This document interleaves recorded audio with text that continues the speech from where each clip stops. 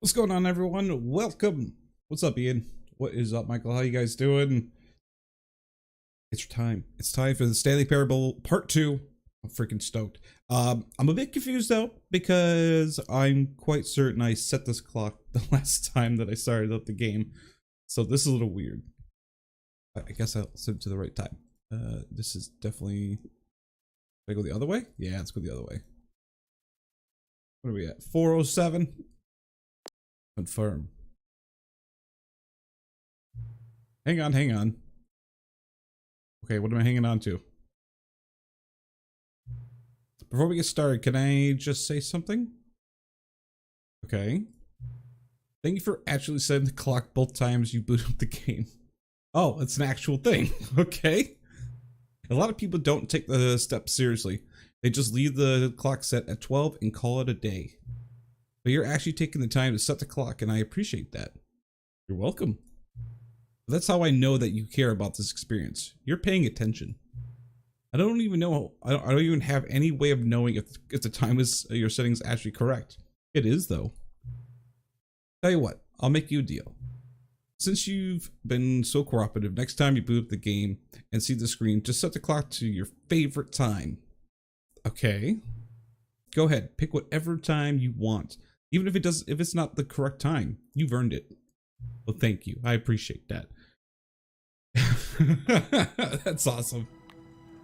All right. The Stanley Parable 2. The experience we've all wanted. Are you ready? Are we ready to get in it? I think I am. Let's do it. Let's do it. So we left off from part 1. This is the story of a man named Stanley. We'll talk about it in a second. Stanley worked for a company in a big building where he was employee number 427. Employee number 427's job was simple. He sat at his desk in room 427 and he pushed buttons on a keyboard. Orders came to him through a monitor on his desk, telling him what buttons to push, how long to push them, and in what order. This is what employee 427 did every day of every month of every year. And although others might have considered it soul-rending, Stanley relished every moment that the orders came in, as though he had been made exactly for this job. And Stanley was happy. Okay. And then one day, something very peculiar happened. Many things Something peculiar. that would forever change Stanley. Something he would never quite forget. He had been at his desk for nearly an hour when he realized that not one single order had arrived on the monitor for him to follow. No one had showed up to give him instructions, call a meeting, or even say hi. Never in all his years at the company had this happened, this complete isolation. Something was very clearly wrong. Shocked, frozen solid, Stanley found himself unable to move for the longest time. But as he came to his wits and regained his senses, he got up from his desk and stepped out of his office. Hey, got the achievement. Welcome back. So, yeah, last time we ended up getting the bucket from like the convention. I think it did one other task beyond that, but I don't remember. And then, yeah, we're here. We're in Stanley Parable Part 2. Or I guess 2 is what they're calling it. All of his co-workers were gone. What could it mean? Stanley decided to go to the meeting room. Perhaps he had simply missed a memo. No matter how hard Stanley looked, he couldn't find a trace of his co-workers. I'm able to do that. Hold on, where's my bucket? Wait, if I leave that room, am I gonna... Yeah, I think it will. Hold on. Why am I able to do this? Okay. I'm just on top of a desk.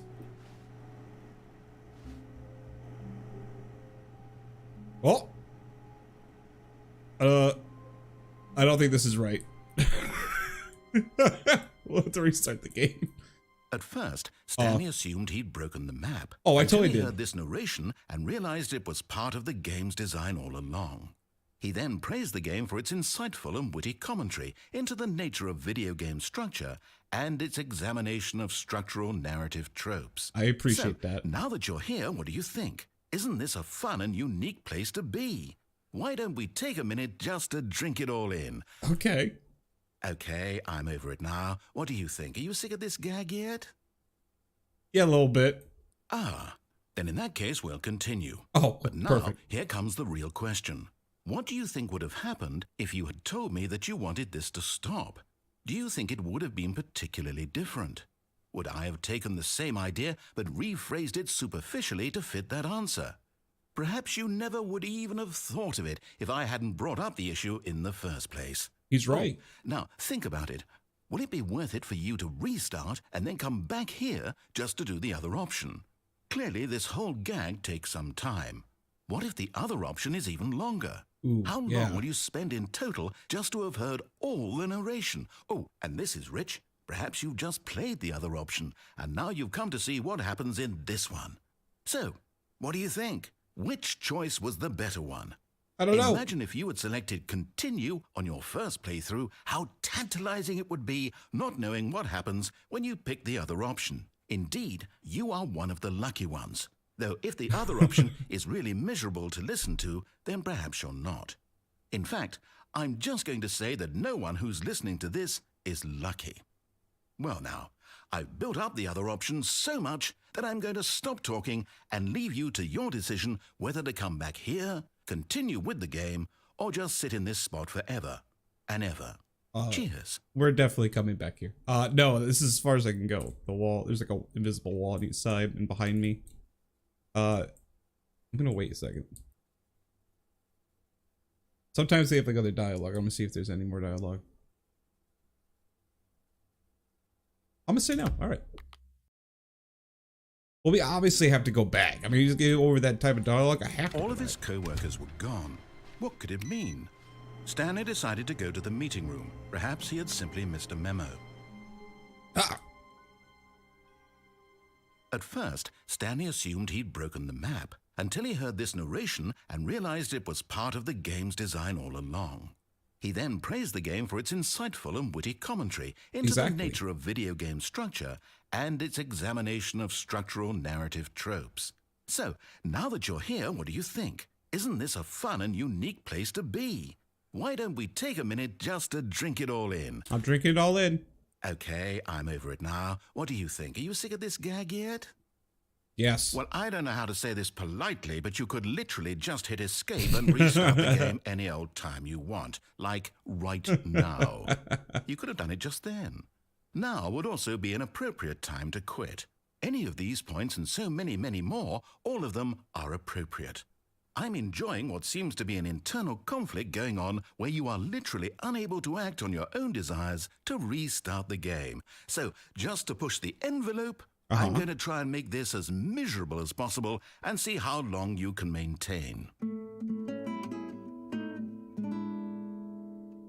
There once was a man named Stanley. Oh god, yes. Who people considered so manly. Manly. But the truth must be told, he was not very old. Only 30. And was quite particularly gangly.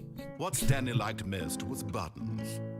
He pushed them like some kind of glutton. He bope. He did it all day in a meaningful way, but his brain had long ceased to function.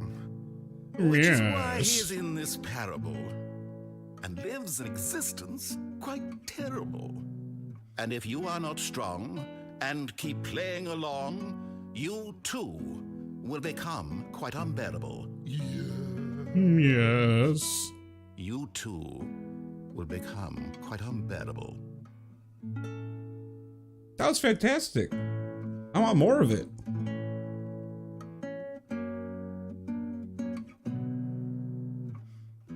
This is our life now.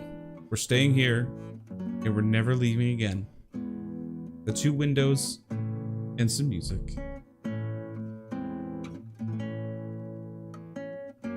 He thinks I'm gonna get bored of this, but I won't. Stanley Parable 2 was the way to be. You haven't seen this ending yet? Yeah, I haven't either. This is pretty cool.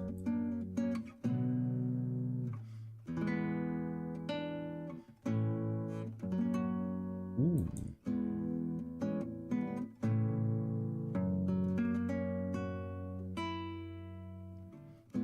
This is all new, so he hasn't ended. It's not, well, maybe now it's on a rotation. Maybe on a repeater now. We'll give it one more strum.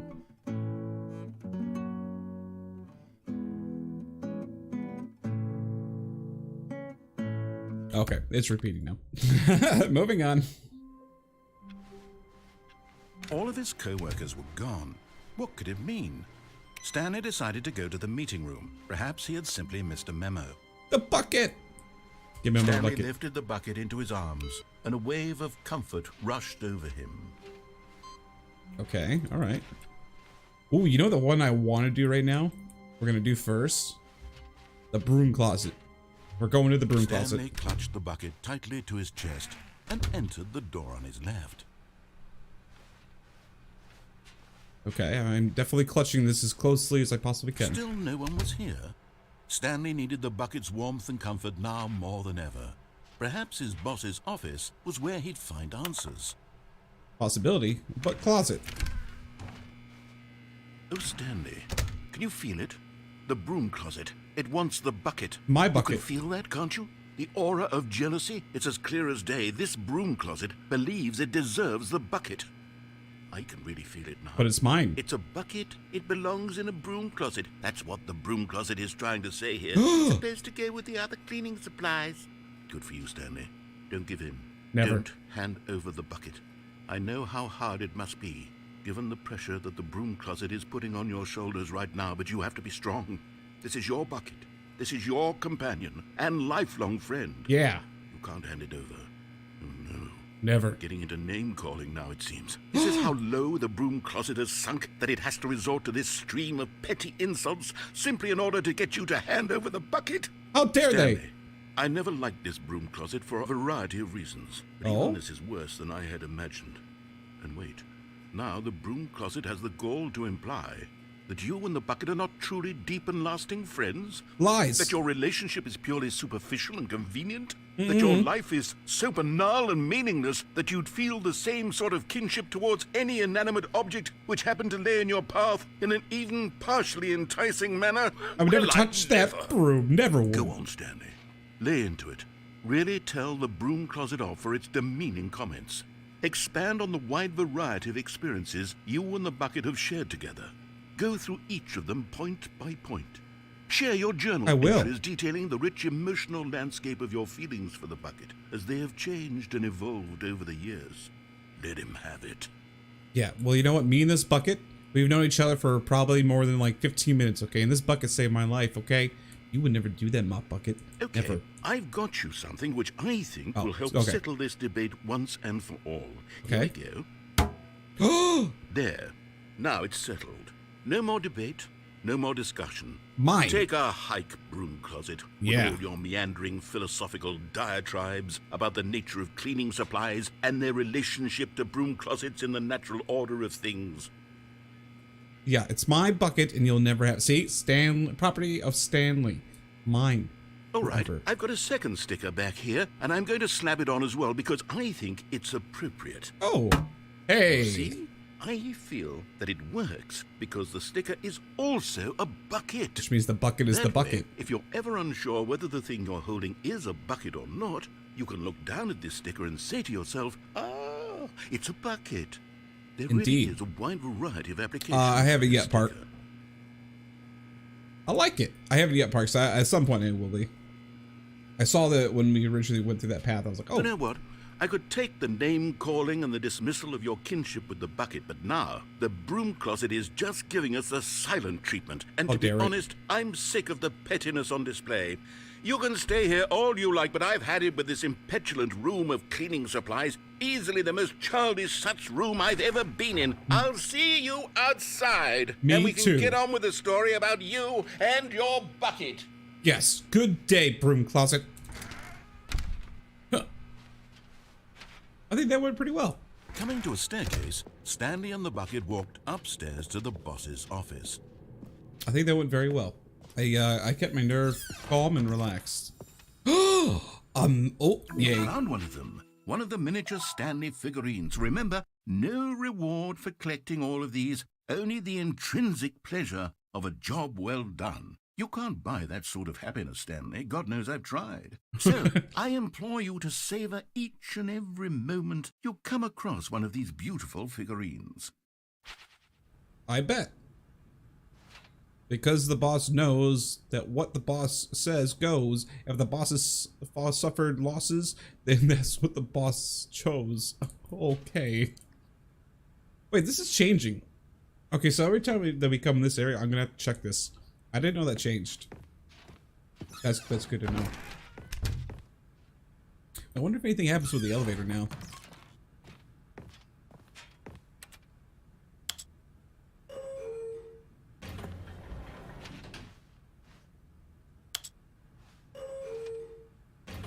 Maybe, you never know.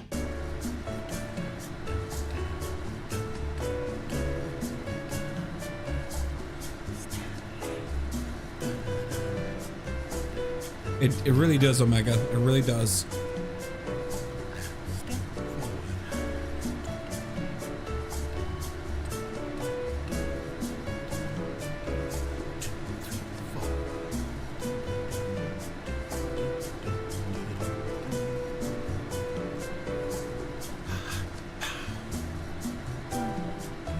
Maybe we'll get something.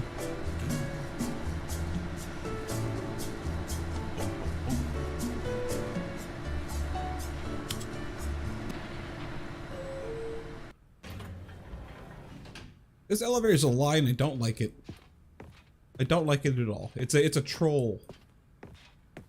Stepping into his manager's office, Stanley was once again stunned to discover not an indication of any human life.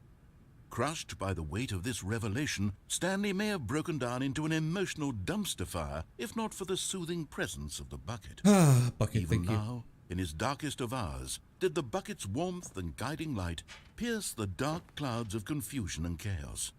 It would be with him always. Always The and bucket forever. would, and he knew it. The two of them were inseparable. At this point, Stanley was so absorbed in the tender spiritual connection he shared with the bucket that he didn't notice the keypad behind the boss's desk. Oh, Nor in his bliss of simply being near the bucket did he have any notion that the PIN number for the keypad was 2845. I had no idea. But Stanley guessed the correct code by sheer luck. Was it that the bucket knew all along? Was the bucket guiding him?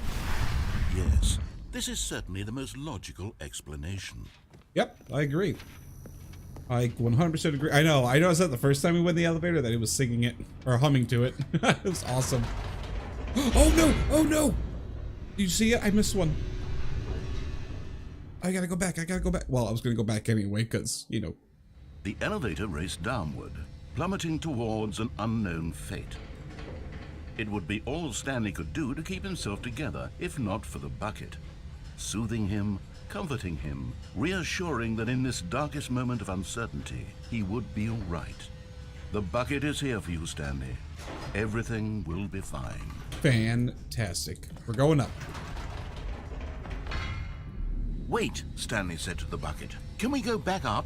When I was pressing those keypad buttons, there was something very intriguing about the number 3. I want to go back so I can try pressing the number 3 again. Oh. The bucket said nothing. Yeah, that's exactly what I was thinking.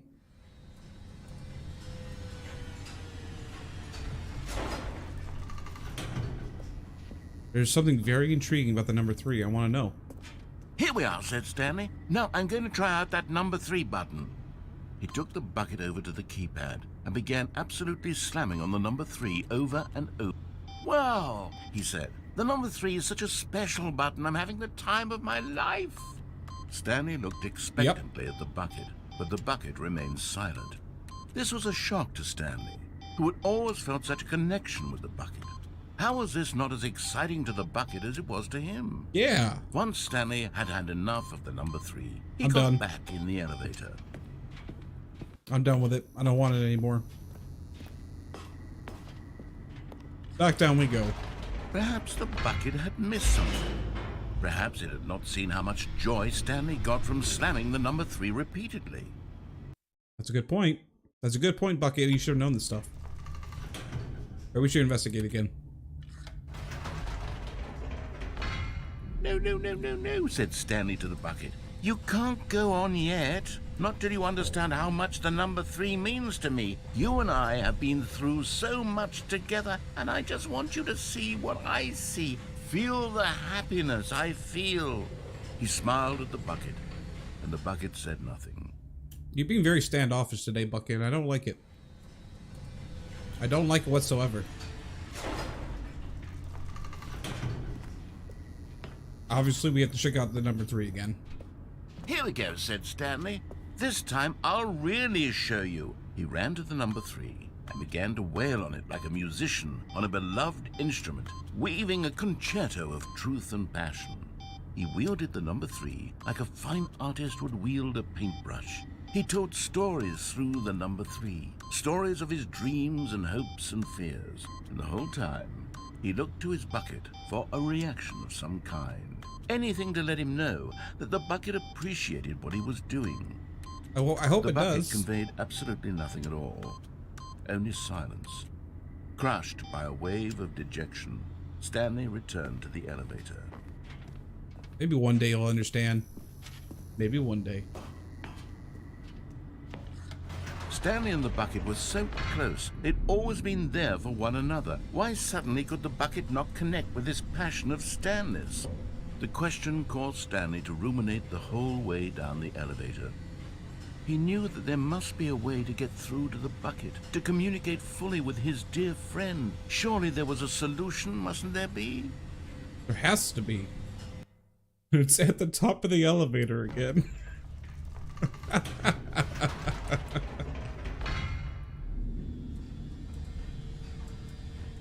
Or not. Or not. Or maybe it's not.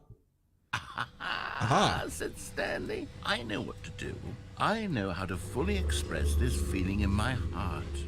He decided right then and there that he would hold a press conference where he would speak to the public on all matters relating to pressing the number 3 over and over. He would elaborate fully on what the number 3 meant to him. There's a person down there. He felt so alive when pressed. Did you guys see that? There was a person right next to that truck. I'm not the only one that saw that, right? Then the bucket would be able to see his joy through the eyes of others. It would get to see the world react to this discovery of Stanley's. and it would be through the public eye that the bucket would finally understand Stanley's work. For months, he advertised and marketed his press conference, building excitement around it, developing and rehearsing it, until it couldn't be refined a single measure further. When the big day arrived, Stanley was as prepared as he'd ever been for anything in his life. 3333333. Yeah, there was a person there by that truck. This was it. One last chance to win the bucket over. One opportunity to share a true connection with a loved one. 3 again. The Stanley story 3 again. That's awesome. Ain't nothing changed on the Aloha stuff. You may want to turn this down a little bit. Going through. There was no one here. Oh. Nobody had come to the press conference to hear Stanley speak, to listen to him talk about what it really means to press the number 3 on a keypad over and over. He was unloved, uninteresting, he was a failure, and in that moment Stanley knew that the bucket would never again take him seriously. There would be no connection, no deeper understanding. The bucket merely sat there in his arms, indifferent. And so it began that slowly, over many years, the two of them grew more and more distant. They spoke less and less, neither wishing to state the obvious, that any sense of real respect between them had eroded since that day at the press conference.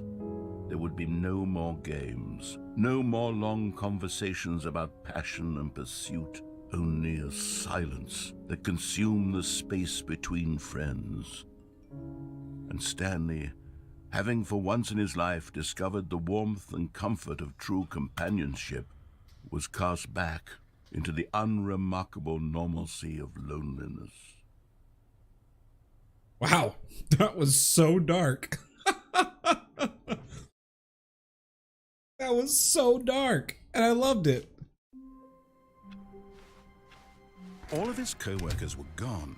What could it mean? Stanley decided to go to the meeting room. Perhaps he had simply missed a memo. Ooh. Figurine finder. The confusion and the chaos all seemed to melt away as Stanley embraced the bucket. Stanley clutched the bucket tightly to his chest and entered the door on his left. All right, we got this. Ooh. How can we find them? Bottom text. What we know, small floating objects have appeared across the office. We have to synergize our resources and ensure their retrieval. There are many questions, there are no answers. Okay. Agenda. How can we spot? How can you tell you've spotted one? What makes them float in the air? Who took these photos of them? The clues hard to find. Follow clues provided by employee 416. We can do it. Red zone? Good luck. So there's one in the basement, there's one in the office, and the one we grabbed. There will be a reward for finding them. Stop kidding yourself. I want them so much. I want to go home. There will be cleaning of this wall required. Yes, there will be. Who are you? 666 LOL or BBB? I don't know. It could be either one. Looks like 427. Ha ha ha. 5 there be. Just take it from me. Gotta collect them all. Pokemon. Alright, mission status. Inside a sequel exhibits a large room, lots of boxes, stairs, something to do with stairs. Somewhere both red and blue. Near a fireplace. Okay. Easy, we can figure that one. A private but smelly place. So that was the bathroom. We got that first one from when we were at the actual event. A large room, lots of boxes. Okay. Is this some kind of game? There must be a point to all this. Warehouse access point. Whoa, warehouse access points. 1. Produce 1 Plank to allow ease to axle past fence. Construct bridge to allow collection of shiny float. Retrieve Chris's remains from the warehouse floor. Construct new structurally sound bridge. Oh, they're building. Okay, so they're building a way to get home.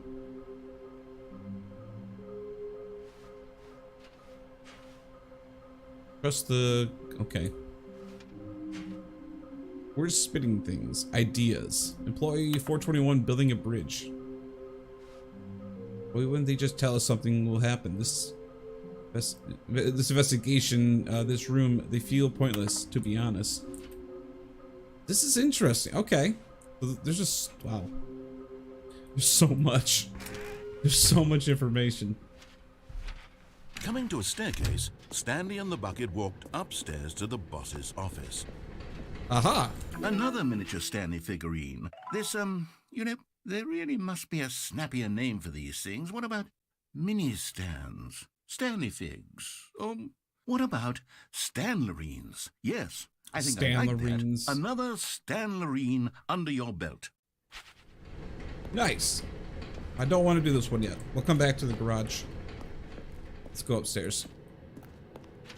I thought there was going to be one there. Let's see if the bathroom says the same thing. To be rich is a crime. To commit crimes isn't it rich? What a life it would be to have to pick just one. Isn't that so is life, basically, quote? Stepping into his manager's office, Stanley was once again stunned to discover not an indication of any human life. But Stanley guessed the correct code by sheer luck. Was it that the bucket knew all along? Was the bucket guiding him? Yes, this is certainly the most logical explanation. Got one. Okay, I'm going back to the name of these little Stanley figurines, and now I'm torn between Stanlerines and Figlies. What do you think, Stanley? What name better encapsulates the intrinsic sense of happiness that you get from seeing a small number in the corner of your screen go up by 1? Let me sit on it. I'm sure it will come to me. I like Stanlerines. I mean, Stanlerines sounds pretty good. Down.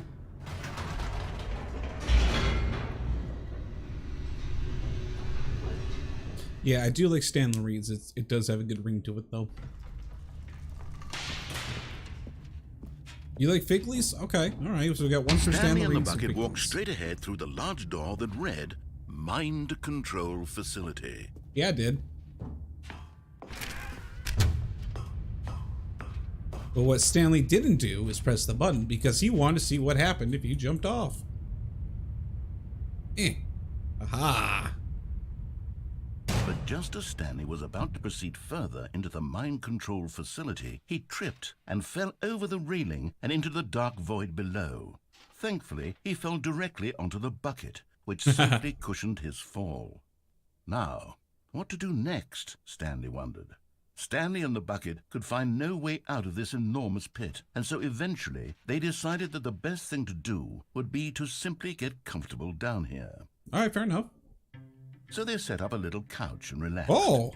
It really wasn't so bad down here. A bit cold, perhaps. After some time had gone by, they installed a few shelves as well, and a sort of kitchenette that was useful for when the bucket was craving paninis. But it wasn't until the rugs and the standing lamps came in that it really started to feel like a home. Feels like home. In fact, after some time, Stanley realized that it had been ages since he had even thought of the mind control facility at all. He'd never gotten to fully explore what was up there, never been able to unearth the many mysteries of the mind control facility. This lack of closure began to eat at him.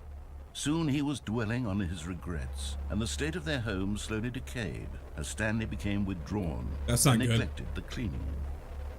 It unsettled the bucket deeply. Stanley wasn't usually like this.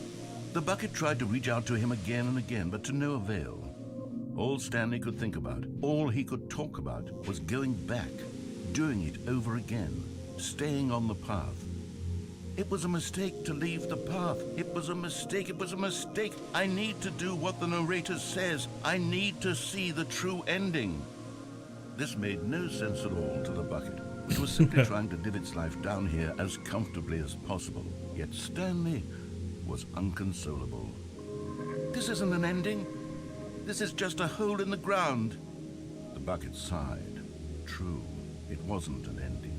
But it's where we happen to be. And maybe, possibly, if we accept the reality of things, maybe this will become an ending eventually. It could be. It could definitely be. It's what the bucket was counting on. Ooh. The two of them waited for a very long time. Okay. I was not expecting that, but sure. All of his co-workers were gone. What could it mean? Stanley decided to go to the meeting room. Perhaps he had simply missed a memo. Warmth spread through Stanley's arms. With the bucket in his arms again, he was home. Perfect. 2 inputs so far. Alright, I wonder if 416 is going to open up again for some new content, quote unquote. Oh, this is different.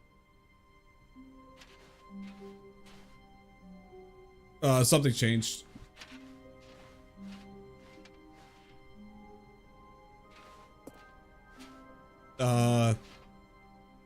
Yeah, this is different.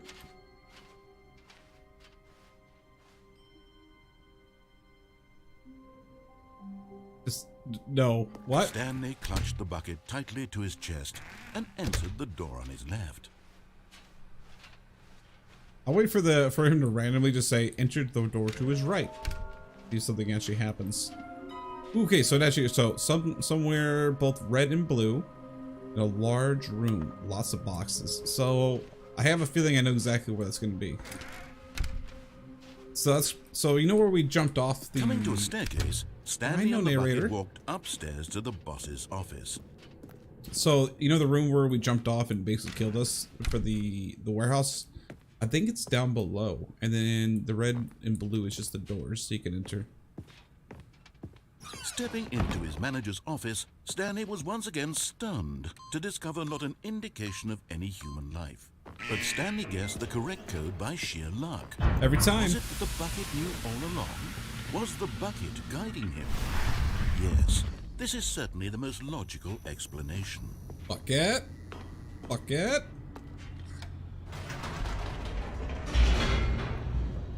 Alright, we'll actually go to the mind control facility this time. See what it's all about. If we were to get the happiest Stanley and the bucket walked straight ahead through the large door that read, Mind Control Facility. I'm gonna boop this button. Boop. The lights rose on an enormous room packed with television screens. What horrible secret did this place hold? Stanley and the bucket both wondered to themselves.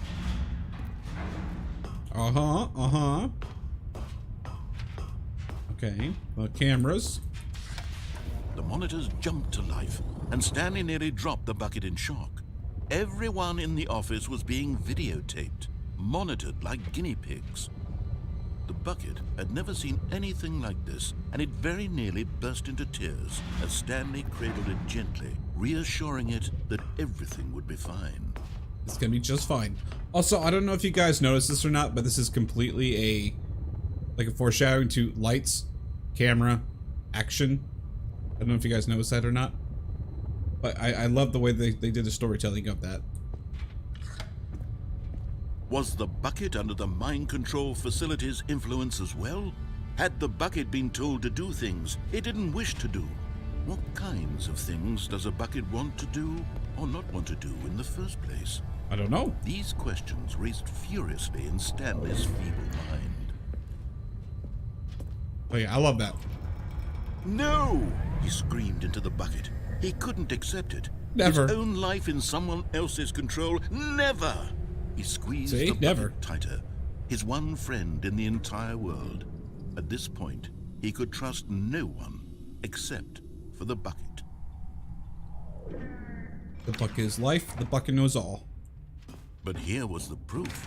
The heart of the operation. Controls labeled with emotions. Happy, or sad or content. Walking, eating, working, all of it monitored and commanded from this very place. And as the cold reality of his past began to sink in, Stanley decided that this machinery would never again exert its terrible power over another human life. For he and the bucket would dismantle the controls for good. Two best friends, Stanley and the bucket, up against the world. Yep. They high-fived in a really cool way, and the bucket made a sassy comment about taking down the system. Do it. Super sassy. Stanley and the bucket waited in blackness. Was it over? Yes, they had done it. Stanley and the bucket had defeated their greatest and darkest enemy, freed themselves from the tyrannical grip of the evil mind control machine. Freedom was now mere moments away.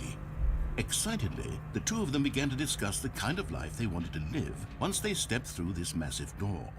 The bucket wanted to learn to roller skate. Really? Stanley wanted to sneeze in every country on Earth. That's weird. Both of them wanted to begin watching a movie, any movie, but then stop it halfway through and begin watching it in reverse from the end. No. True, it was a simple life they envisioned, but it was one they'd lived together, with one another to lean on, to trust, to support, and... What? Wait. What was happening? No. Why had the door stopped? Was Stanley and the bucket not about to be freed? An unbearable silence filled the room, lingering in uncertainty, until finally the truth hit Stanley square in the face. This building did not want the bucket to leave. No. Oh no. Even the facility itself recognized the incredible calming presence of the bucket, needed the soothing warmth of the bucket. No. Go to any lengths not to part with the bucket. No. Stanley can't leave this place. Not while he has such a precious bucket in his arms. Oh no. Not while this building has anything to say about it. Stanley realized he would never again leave this very room. But at least he has the bucket. To be trapped eternally in darkness isn't really so bad, Stanley thought to himself. As long as I have my bucket with me, right? I'll be okay, won't I? Stanley gulped. Very soon now, he was about to find out. What? Find out what? We have to go back. How I need to. wonderful. I need to know what. Stanley was alone. Finally. This is great, he thought to himself. This is what I've wanted all along. Stanley picked up the bucket and smiled. He'd never be alone again. Not truly alone. Not with the bucket around. I want to know. Did they take my bucket during the darkness? And if so, does that mean that the system actually wants me to his chest, actually like, the door on his turn neck. the machine back on because the bucket is all? It knows all? We need to know. I can't stop the stream without knowing. Coming to a staircase, Stanley and the bucket walked I wonder what it upstairs means. to the boss's office. We're going. Stepping into his manager's office, Stanley was once again stunned to discover not an indication of any human life. What do you guys Stanley think? guessed Do you the guys correct think code it's by sheer luck. it's actually Was going it the to bucket allow knew us all to along? turn the Was machine the back on and bucket rule? guiding him? Yes, this is certainly the most logical explanation. Or do you guys think that it's just gonna screw with us? It's hard to tell. I don't really know. I'd be curious to see what happens.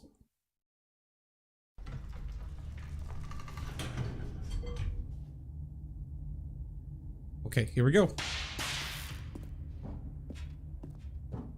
Stanley and the bucket walked straight ahead through the large door that read, Mind Control Facility. I bet.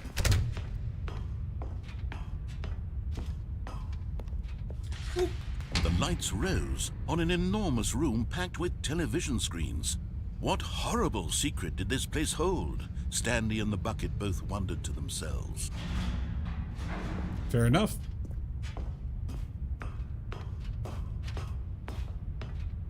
Clickety clack. The monitors jumped to life, and Stanley nearly dropped the bucket in shock. No. Everyone in the office was being videotaped, monitored like guinea pigs. The bucket had never seen anything like this, and it very nearly burst into tears as Stanley cradled it gently, reassuring it that everything would be fine. It's gonna be fine, Bucket. It's gonna be fine. Oop. Was the bucket under the mind control facility's influence as well? Had the bucket been told to do things it didn't wish to do? What kinds of things does a bucket want to do or not want to do in the first place? Who knows? These questions raced furiously in Stanley's feeble mind. No! He screamed into the bucket. He couldn't accept it. Never. His own life in someone else's control. Never! He squeezed the bucket tighter. His one friend in the entire world. At this point, he could trust no one except for the bucket. Don't worry, Bucket. We're gonna figure out what's going on here. But here was the proof. The heart of the operation. Controls labeled with emotions. Happy, or sad, or content. Walking, eating, working, all of it monitored and commanded from this very place. And as the cold reality of his past began to sink in, Stanley decided that this machinery would never again exert its terrible power over another human life. For he and the bucket would dismantle the controls for good. Two best friends, Stanley and the bucket, up against the world. Up against They the world. high-fived in a really cool way. Yeah. The bucket made a sassy comment about taking down the system. Of course, the Bucket would do that. Alan, what's up, man? Have fun, Halfman. Sadly, I passed away last stream. Not sure if the voice of the narrator or the Bucket. Have fun. Oh, and what about the bottle? Did you get it? Oh, not yet. No. So I have to wait until tomorrow because I was having strange issues getting it. But we are getting it tomorrow, so I'm excited once I get out and take a photo of it. And it's gonna be freaking awesome. I'm very excited for it though. Alan, once again, thank you so freaking much. Hope you're having a good day. A good Monday, the start of your week, which is the most important day, of course. Let's do this. But at the last second, the bucket jumped in and pressed the button to turn on the controls. Stanley gasped in horror. Had this been the bucket's plan all along? It was. To take over the machine and claim the power for itself? How could the bucket have betrayed him like this? How could you? Stanley was prepared to throw the bucket away in disgust when suddenly an image appeared upon the enormous screen. Oh! Birds. Silly, silly birds. The control buttons became active again. Okay. Bird. Stanley flipped through one video of silly birds after another, and then it dawned on him. This wasn't a mind control facility at all. It was a facility for monitoring and surveilling silly birds all over the world. The mind controls were only a facade to disguise its true intentions. Doing well, Harry. How are you? All along, Stanley marveled at the metal genius in his hands, the one who had pointed him towards this incredible discovery. Stanley and the bucket never found freedom because they spent the rest of their lives here in this place, flipping through live streams of the silliest birds imaginable. Of all the possible paths his life could have taken, this one was surely the best. It really is, actually. And Stanley was happy. This is pretty amazing. We're never going. Oh, I enjoyed that too much. All of his co-workers were gone. What could it mean? Stanley decided to go to the meeting room. Perhaps That's he had awesome. simply missed a memo. Morning to you too as well, The Harry. good old bucket. New Zealand, nice. Just Stanley and the bucket, off on another thrilling adventure together. Yes, we are. Stanley clutched the bucket tightly to his chest and entered the door on his left. Nope, going right. Bamboozled. This was not the correct way to the meeting room, but Stanley had felt the bucket calling to him, telling him that the employee lounge was simply the place to be. And here it was. Had the bucket turned out to be correct? Was this better than the meeting room? Yes, Yeah. Stanley thought to himself. Yes, perhaps it truly was. How insightful the bucket turned out to be. I mean, look how, like, beautiful this place is. All blue. Multiple places just to hang out. The bucket has cups to hang out with, and it's also got a way to get Truly, refreshed. being here with the bucket was a grand adventure. Stanley reflected on all they'd been through together. First, walking through the door on the right, then walking to the lounge, then arriving at the lounge. What a thrilling journey the bucket had inspired. Uh-huh. What's up, Cold? Good to see you, Cold. How you doing today?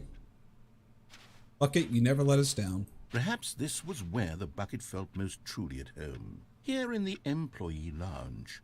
Perhaps it's the only place a bucket can even feel at home. I agree. Oh, we could fill you with coffee. I'll be down for that. Stanley decided to just give the bucket absolutely as much time as it needed to be in the lounge. Clearly, the bucket and the employee lounge shared a special connection. It does indeed. I can't take this away. His connection to this room is too powerful. Also, I have to read an email real quick, so the bucket's gonna get an extra 2 seconds. so. Hope everyone's having a good one. Sorry, guys, I just got an email from a possible sponsor, so I gotta read this real quick. Let's see. Reply.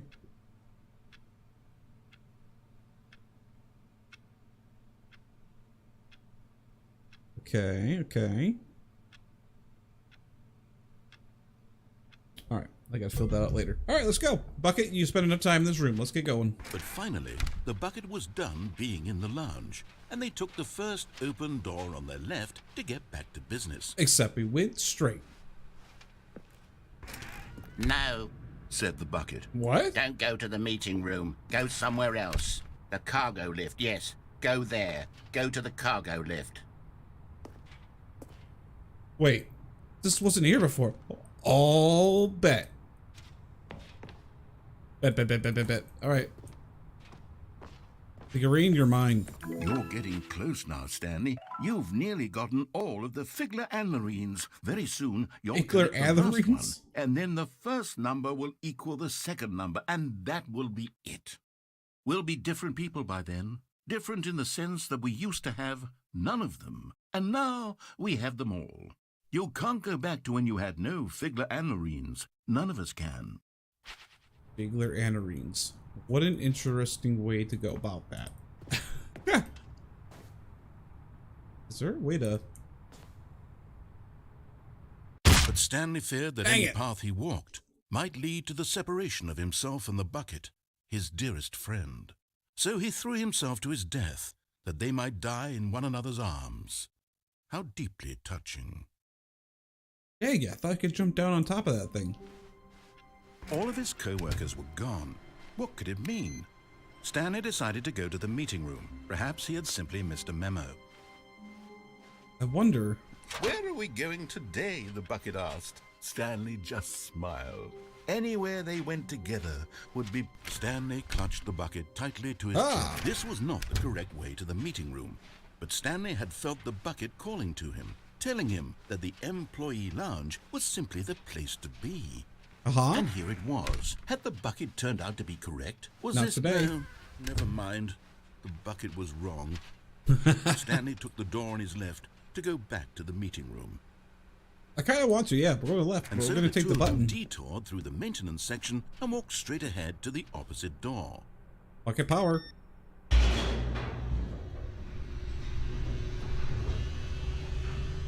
See what this is all about. I know this is like... Oh, good, Stanley. Didn't know where to I'm go. glad you found your way here. I Oh. knew you'd find this place eventually. What the heck? What the heck? You see, your friends and I are concerned for you, Stanley. We've come together here because we care about you very much. It's this bucket you're carrying around everywhere. The bucket isn't even from the original Stanley Parable. It's just sequel content. We're the ones that matter, Stanley. Classic characters from the first game, like the Adventure Line and the Broom Closet. Oh, because God. that's what fans want from a sequel. They want more of their favorite jokes, not this bucket that they've never seen before. Yes, I know I'm the one who gave you the bucket, You did. but you're spending too much time with it. Don't you want another story involving the Adventure Line? We could make the Adventure Line go somewhere new. Yes, yes, that's what the fans want. Let's do it. No. Room closet. Why is my sharpener here? We never even talked about the sharpener.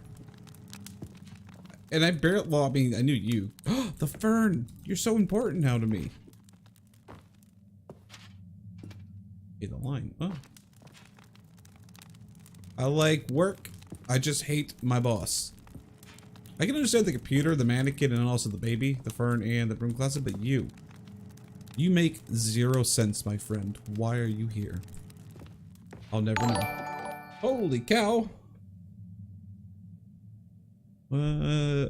Jeez, Alan coming with a 50 bomb. Gotta bail out early today. A friend is coming for dinner. Need to fire up the charcoal to be able to cook. Looking forward to your application or not. Or sorry, appreciation or not. The rabbit hole bottle.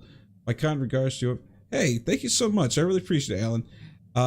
We're gonna have a little review of it. I'm gonna do a review of it when we actually get it. So keep an eye out for that one. If you don't follow me on Twitter, definitely make sure that make sure you actually do follow me on Twitter, because we're gonna do stuff on that one. And I'll probably talk about it in the video too.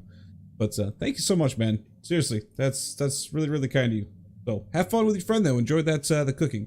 Every time I hear someone talk about charcoal grills, I really want to get one because it sounds amazing right now. But you have a good day. The broom closet is your friend. It really is, especially at the beginning. Whee! Look at that wacky line. Who knows where it'll go off to next? Oh, and it played some silly music as well. Oh no.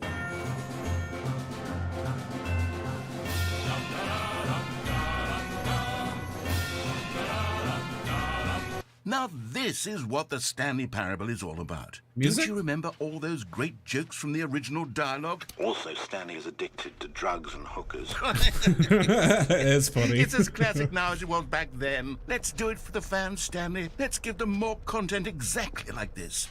But if we want to do that, you're going to have to give something up. No. This is very kind of Alan. Thank you so much again. Don't you get it, Stanley? We need to get rid of the bucket. That's why I'm very proud to introduce a brand new character. This is the Bucket Destroyer. I think it'll make a wonderful new addition to the rich lore of the Stanley Parable. True, it also was not in the original game, but it's such a well-fleshed-out character with so much personality that to me, it already feels as though it's been part of the cast all along. Don't you agree? No. I like my bucket. Can you guess what the Bucket Destroyer does? Surely you don't need me to spell it out for you. Go ahead now, Stanley. Say goodbye to the bucket, and then pop it into the machine when you're ready. No, I'm not doing it. He can't make us, chat. Now listen to me. It's crucial that you give it the bucket. I don't know what the Bucket Destroyer will do if it can't destroy your bucket. Destroying buckets is all it knows. That is its singular personality trait. Sure, I can hear you saying, how does a character with only one personality trait deserve to join the pantheon of beloved Stanley Parable characters? Well, you see, if you were to really explore the Bucket Destroyer, you would see that its desire to crush buckets is so densely loaded with complexity and nuance that it's really like 10 personality traits. What other object in this game can you even say that about? The broom closet? Certainly not. I wonder what sort of Bucket Destroyer merchandise the fans will be clamoring for after this. Okay, the Bucket Destroyer is getting very upset now. You'll have to hurry and feed it. We can't get back to the classic Stanley Parable characters like the Adventure Line or the Bucket Destroyer until you crush that damn bucket. Quickly now, the fans are waiting. Do it, the fans, Stanley. Give the fans what they want. Hurry and... Never. The bucket will live forever. That's true. It is like the companion cube. It's definitely like the companion cube. Oh my goodness. The Bucket Destroyer. My prized creation. You had so much potential. We were going to do such marvelous things with you, tell such spellbinding stories about you. All of it squandered now. Goodbye, new friend. Oh, For the moment in time that you were here, you were magnificent. Lovely. I love it.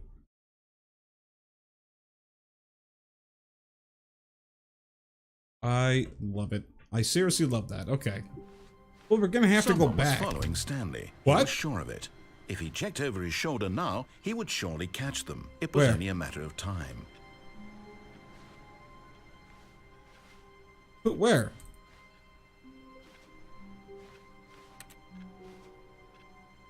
Oh, it's us. Oh. That's a good joke, narrator. He's talking about us. We're technically speaking following Stanley. No, there's no one there. A good bucket, a strong bucket, a humble bucket, a committed bucket, a bucket of culture and distinction.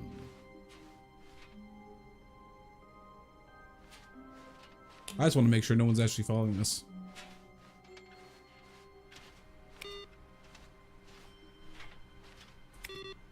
Well, it's very kind again of you to say, Alan. I really do appreciate that.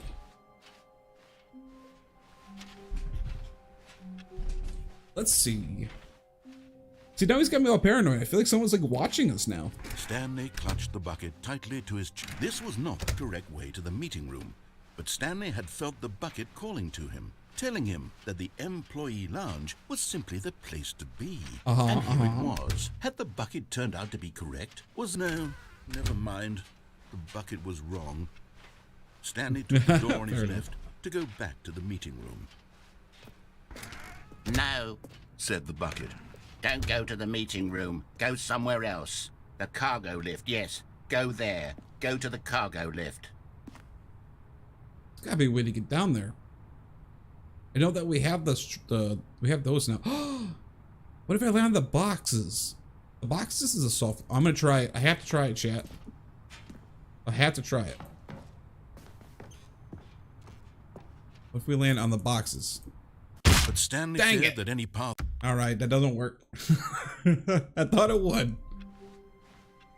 Stanley decided to go to the meeting room to check on his co-workers. He never functioned well by himself and constantly... the embrace of an old friend. A weathered companionship that stands the test of time. Stanley Test of clutched time. the bucket tightly to his chest. This was not the correct way to the meeting room, but Stanley had felt the bucket calling to him, telling him that the employee lounge was simply the place to be. They And here can't it just have a was. door Had open the like bucket that turned and out to be not correct, expect people was to not it jump down there. Never mind. Like, I have to be able to Bucket jump was down there wrong. somehow.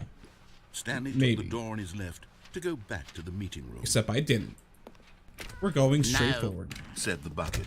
Don't go to the meeting room. Go somewhere else. The cargo lift. Good, Said the bucket. Now ride the lift all the way to the top. There's To the something top. up there I need you to do. Stanley did not question why or how this bucket was speaking to him. It should have alarmed him, of course, because buckets can't talk. But Stanley chose not to think about this obvious fact. He was firmly convinced that the bucket had spoken to him, and he unthinkingly did whatever the bucket asked. But maybe the bucket can talk, you know? We don't know. The bucket In can have a whole here, backstory. Said the bucket. Go into this dark room over here. Stanley once again obeyed blindly. Okay, alright. Now pick up the phone. Said the bucket. Pick up the phone and it will take us back home, where we can go about life together. I wonder if I can... Oh, I can. Oh, hold on. Why did you unplug the phone? Were you trying to resist the bucket's orders? Stanley, I was joking. Obviously, the bucket isn't talking to you and telling you to do things. Buckets can't talk. It was a joke. Don't you Oh. get the joke? It's funny, Stanley. A talking bucket. Ah, Ha ha ha can't you ha. see? Oh, goodness. What's up, John? I must have really bungled up the delivery if you actually took me seriously. Where did I mess up the joke?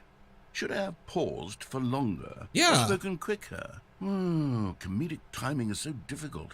I wish I were better at it. But there It really isn't is. exactly an instructional video on comedy that one can watch to fully... Oh, wait, yes, there is. Yes, there is. It's sitting right here. Let's Oh. take a look. Oh? Oh, we're What watching is it together. comedic timing? What is comedic timing? How does it work? How long should it last? How can it be used to effectively silence your political enemies? And more importantly, can it be taught in its entirety within 90 seconds? Oh my. Thankfully, the answer to all of these questions is yes. Let's dive deeper. If you've ever told a joke or made someone laugh, in all likelihood, you did it while standing 50 to 80 centimeters from them in a room of no more than 76 degrees Fahrenheit, with one of your arms raised straight upward at a 15-degree angle from your body. Okay. These are the optimal conditions for good comedic timing. To begin the joke, start by stating and spelling your name. M-I-K-E. Next, provide a brief synopsis of the joke, including the specific times at which the recipient of the joke will laugh, and then spell out your name a second time. With these steps complete, it's time to begin the humor. Speak the entire joke in no more than 18 seconds and no less than 13 and a half, pausing only for bathroom breaks when necessary. When the joke has concluded, it is customary to inform your listener that the joke is over by declaring in your loudest possible voice, "I'm Dunny with the funny." Let's practice screaming, "I'm Dunny with the funny." I'm Dunny with a funny. I'm Dunny with a funny. Good. This saying is a perfect example of expectations management, which is the cornerstone of good comedy. Okay. Finally, it's time to hand out surveys. Ooh, I love surveys. Collecting hard data from your audience on how rapt they were throughout the joke is the only way to grow or learn as a comedian. An effective survey should be no less than 10 pages long and should include the same question reprinted several times, just to ensure the survey taker is actually paying attention and not simply filling in answers at random. And that's all there is. With these strategies at your disposal, you'll have audiences doubled over in laughter and even tripled over in laughter in no time at all. Just remember to let them stop laughing at some point, you gut-busting little scamp. After all, we're each of us needed on the front lines of the war to fight the 12-legged invaders who threaten our very existence and who very likely die in a hailstorm of bullets and mandibles. All of us must be prepared to give our lives to this noble cause, just as our children must do after us, and their children after them. Godspeed, and may Earth reign supreme. What did I just watch? Hey, But yes, John, yes, we this will. video is a little outdated, isn't it? Well, no matter. I think the fundamentals of proper comedic timing are still as relevant today as they were back then. So with that in mind, I believe the only way forward is for us to return to the two doors and walk through all of this again, so I can try telling my story with more appropriate comedic delivery. Come Okay. on, let's head back. All right, I'm fine with that. Let's do it. Oh, shoot. Okay. Oh, we're literally going to walk all the way back. Okay. He put guards on the doors. Or on the wow, he I can actually feel did. it. This time, I'm really going to nail the delivery. You'll be in stitches. A talking bucket, you'll say? How ridiculous. How absurd. What a hilarious concept. The hilarious. king of comedy. That's what you'll call me. Thank goodness we had the instructional video. Otherwise, who knows where we'd be right now. True. Well, I True. wouldn't be the king of comedy, that's for sure. The bucket spoke to Stanley. The bucket spoke. The bucket spoke. Oh, I'll figure it out on the fly. No need to overthink things. Do the higher voice. It makes more sense for the bucket. Because it's, you know, it's not full of any liquid, so it would be a much higher pitched voice. Makes more sense that way. In my opinion. But yes, John, we will be playing Marauders when it comes out fully. Or if they do another alpha or beta test, we'll be playing it again. Because I did like it. It was a lot of fun. Here we go. You ready? When Stanley Yes. and the bucket came to a set of two open doors, they entered the door on the left. But I went to the right. Imagine if I went to the left.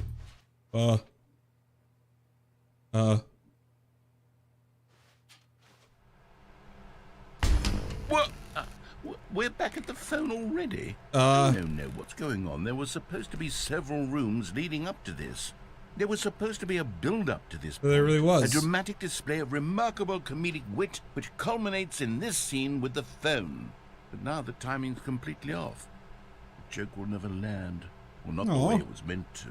And it's all my fault. I must have forgotten that the phone room comes immediately after the two doors room. What an egregious mistake. Huh. I've made a fool of myself. I don't deserve the title of King of Comedy. I'm nothing. That's okay. I'm not even the lowliest joke-telling whelp. I think I need to go back. Oh, and please. rewatch No, that no, no, no, no, no, no, no, no, no, no. again. Please no. Please no. Surely that will help me improve my... Please no. No. Here we go. You ready? When Stanley and the bucket came to a set of two open doors, they entered the door on the left. Yeah, we're going left. No. You were supposed to go through the door on the right, leading back to the phone. Did you not even look at the instructional video? I think this is all covered very clearly. There's no way I can make the comedic timing work now. It's done. The joke is completely done and over. It's all your fault, Stanley. I'm going to be ridiculed in the community of other joke writers. I'm going to be shamed at every one of our meetings from now on. All because you couldn't watch a simple video and take a hint. Are you proud of yourself for bringing me down, Stanley? Are you proud? That's different. What? Stanley, you love the bucket so much it's like you... it's as though all of your other most prized possessions pale in comparison. Wait, what? Yes. Well, let me try that again, Stanley. I heard that you are pale with shame over how unabashedly in love with a bucket you are. We beat the game. No? Still not... Is it the delivery? Pale with shame. Pale with shame? Pale... What's another word to describe a bucket? We freaking beat it. It's so metal. I think I saw it playing guitar. That's what we do. That's how we do it. We're getting away from making fun of Stanley's obsession with the bucket, which was the whole point of this. I'm no good at these. What the heck? I need more instructional videos. That's exactly what it is. That's what will make me the king of comedy again. More instructional videos. Let's see. Continue, I'm listening. Oh, jeez, he's not happy. That was interesting, to say the least. I don't know how to take that. Yeah, okay.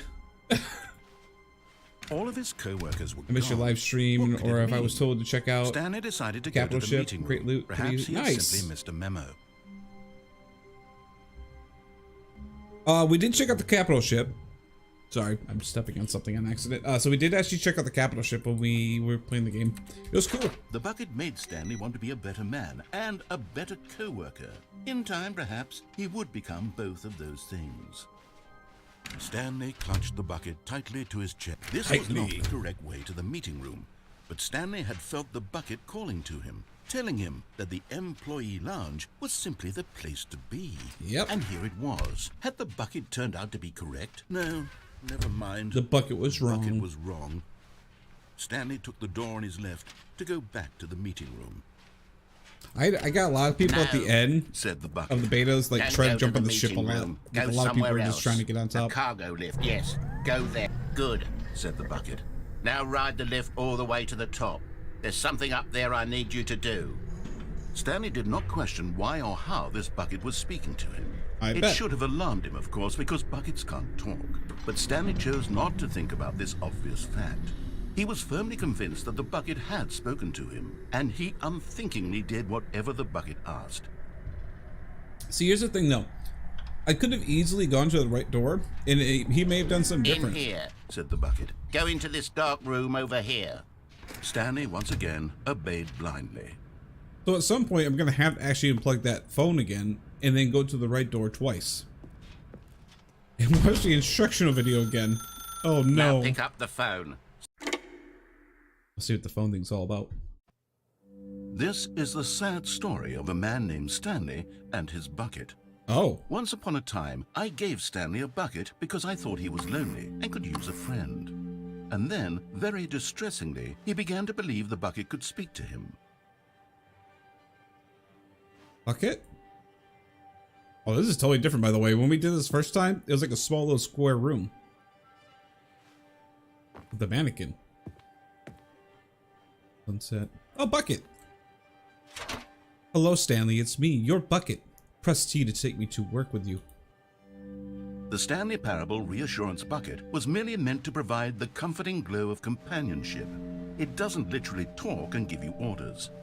Whatever Stanley is hearing the bucket say to him is just in his head. How do I know that? Press A to take me home with you. Lately, I've been concerned about him. Wouldn't you be concerned as well? To see him delusional like this, obsessing over an inanimate metal object?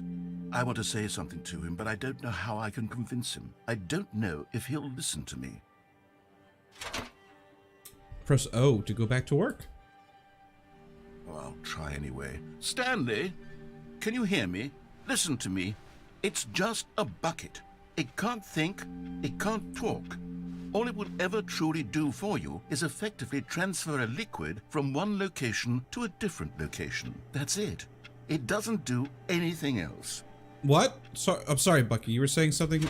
I was thinking about something. Don't listen to the loud man. Press K for us to go home. Alright, let's go home. You see, he's not listening.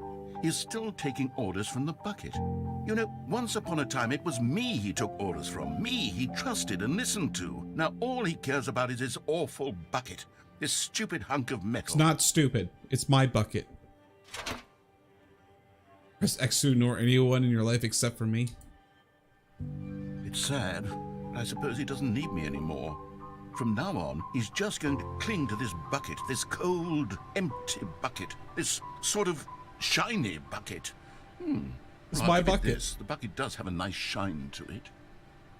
It is my bucket. Go off the computer. You believe I'm real, don't you, Stanley? Maybe. Yes, I suppose on closer inspection that it doesn't quite look like your average hardware store bucket. It's just a little more, what am I trying to say? Sturdier, more capable of transporting liquid. Like it would be better at moving an amount of water from one room to another. So we've been trying to tell you.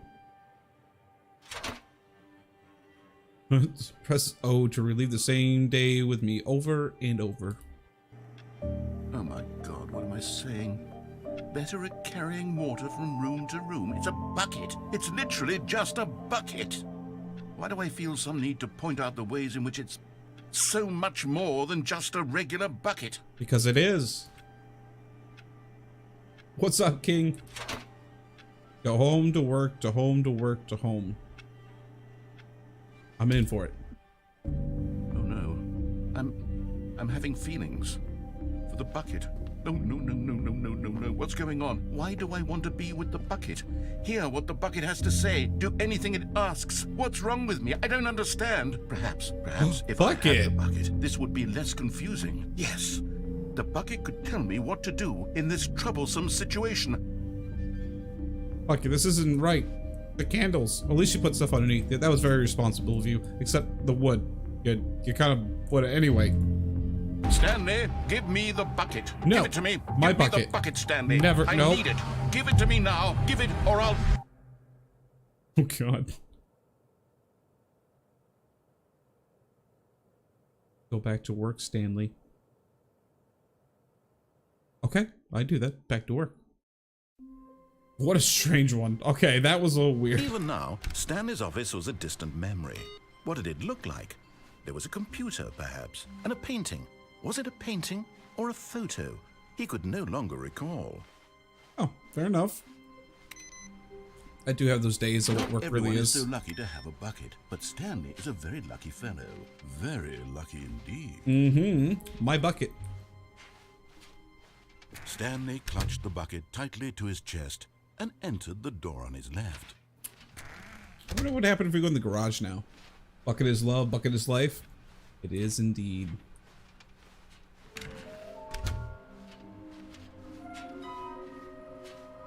Alright, well let's go see what's up with that garage downstairs and see if the bucket can Coming help to a us. staircase, Stanley and the bucket walked upstairs to the boss's office. No, we did. We went downstairs because strategy. But Stanley just couldn't do it. He considered the possibility of facing his boss, admitting he had left his post during work hours. He might be fired for that. Oh, and in no. such a competitive economy, why had he taken that risk? All because he believed everyone had vanished? His boss would think he was crazy. And then, something occurred to Stanley. What? Maybe, he thought to himself, maybe I am crazy. There's no way I'm He crazy. looked down at the bucket in his arms. Am I crazy? He asked the bucket. The bucket returned his gaze, but said nothing at all. That's strange, Stanley thought. Usually the bucket is a source of guidance and wisdom for me in difficult times. Hold on, I have to do something.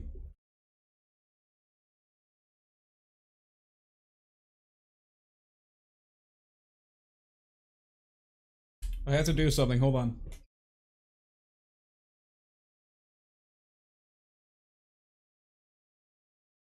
This is definitely necessary what I'm doing right now. It is definitely necessary.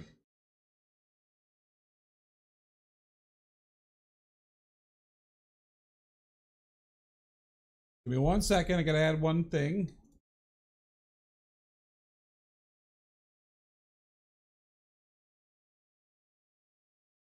Almost there. Almost there. Oh, hold on.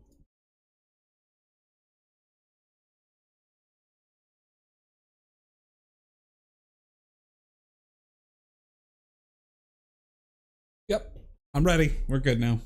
Times such as these, he held the bucket close, yet felt none of its familiar reassurance and comfort. And that's when Stanley realized, this isn't my bucket.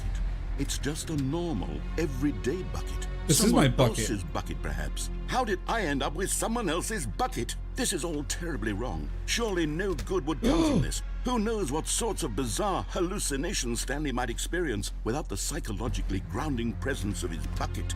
And indeed, now he noticed that the rooms were repeating, which was, of course, very odd. Very odd, very odd. Now he felt himself floating off the ground. Oh, gracious, he exclaimed. Without my we're bucket, floating. I've gone truly mad. Where is it? I must find it.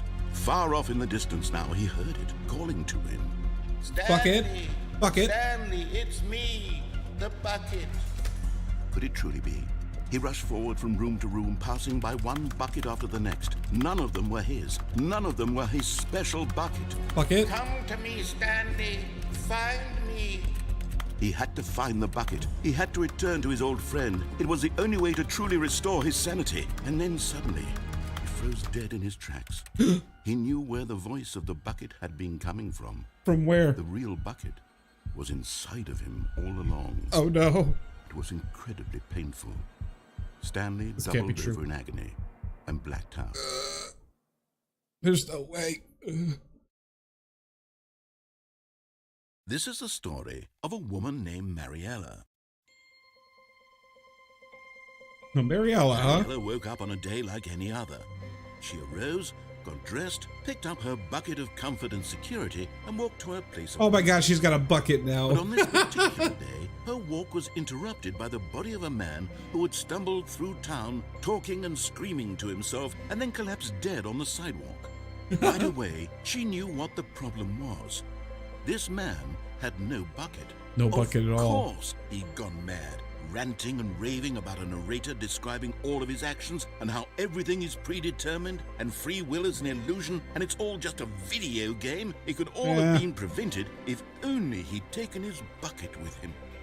Perhaps he didn't even realize he'd forgotten his bucket at home in the first place. Oh no, we left it at home. Cruel the world can be, Mariella thought, and she hugged her own bucket even tighter. But of course, she had no time for this. There were a myriad of confusing problems she would soon have to confront at work, for which her bucket would provide absolute guidance and total But I need my clarity of bucket. everything. Heck yes, she thought to herself. My life kicks ass. And she backflipped all the way to work. Best story ever. I love it. Oh, it's so good. What's up, Aiden? A soft wind blew outside and perhaps rain started, and if it did, it stopped shortly after. Stanley hoped that he would one day see weather. Maybe we'll see weather. Maybe we It won't. takes a lot of humility to carry a bucket so magnificent. Stanley checked his ego and then proceeded onward. Yep. And with our googly-eyed bucket, we move on with the story. I kind of want to go to the room where it told us where it didn't allow buckets. We're gonna go check that out. I believe it's to the Stanley right. clutched the bucket tightly to his chest. This was not the correct way to the meeting room, but Stanley had felt the bucket calling to him, telling him that the employee lounge was simply the place to be. Because this is the way to go. And here it was. Had the bucket turned out to be correct? No, never mind. Oh, the bucket was It right. was wrong. Oh, Stanley took the door on his left to go back to the meeting room. okay. No. Oh no, said the not you bucket. again. Don't go to the meeting room. Go somewhere else. The cargo lift, yes. Good, Said the bucket. Now ride the lift all the way to the top. There's something up there I need you to do. No. Stanley did not question why or how this bucket was speaking to him. It should have alarmed him, of course, because buckets can't talk. But Stanley chose not to think about this obvious fact. He was firmly convinced that the bucket had spoken to him, and he unthinkingly did whatever the bucket asked. Pretty much is what I was doing. No, stop. Hey, Look hey, there hey. on the wall. You see, there's a sign right there. It says, no buckets past this point. So? Stanley, how could you think it was okay to bring the bucket here? Unless, what if the problem is that you actually don't know what is a bucket and what isn't a bucket? What are you talking I suppose about? that would explain a lot about your behavior up to this point. Which, if that's true, well, my goodness, I think we have to do something about it. But this is my bucket. This misunderstanding could have dire consequences on the entire rest of the game if not addressed quickly and properly. So much of the impact of the story is dependent on your understanding of what is and isn't a bucket. But Please, step in here for a moment. I'm coming back to this door.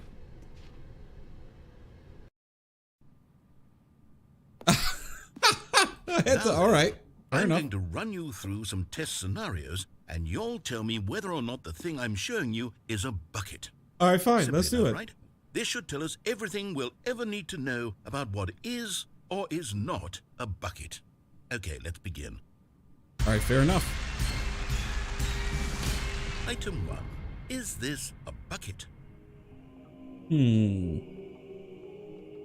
It's got the shape of a bucket, the handle of a bucket, but it's standing up straight. And those curves. It's not a bucket. Yes! It is a hologram of a bucket, not an actual bucket. We got it. All right, number 1 done. All right, I got this. This is like Who Wants to Be a Millionaire, but with 2 buttons. Item 2. Is this a bucket? Okay, there's a shadow in there, which means that could be possibly a hole inside there, which could be a bucket. But this is too simple. It could be a bucket, but no, it's not a bucket. Correct. Yes! It is a 3D printed recreation of a bucket, not an actual bucket. Wait, wouldn't that technically should be? No, never mind. It's not a bucket. I'm correct. Item 3. Is this a bucket? It is. Do you see how it stopped there and it tipped? It's definitely a bucket. Yes! This is a bucket. Weight difference. Yeah, it was definitely a bucket. All right, give me the next bucket. Item 4. Is this a bucket?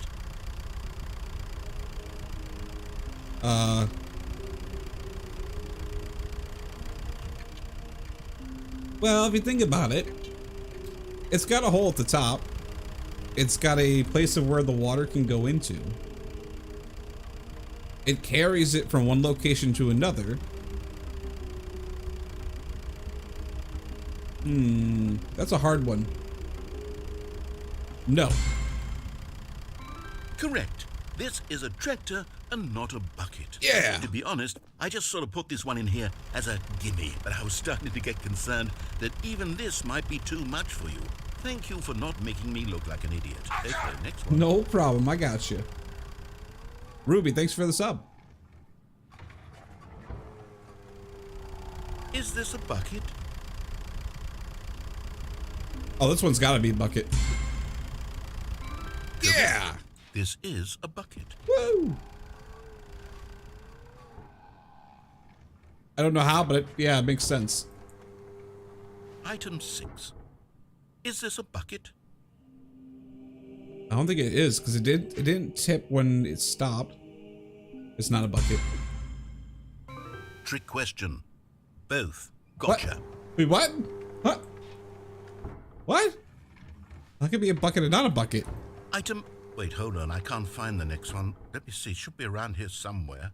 What? Okay.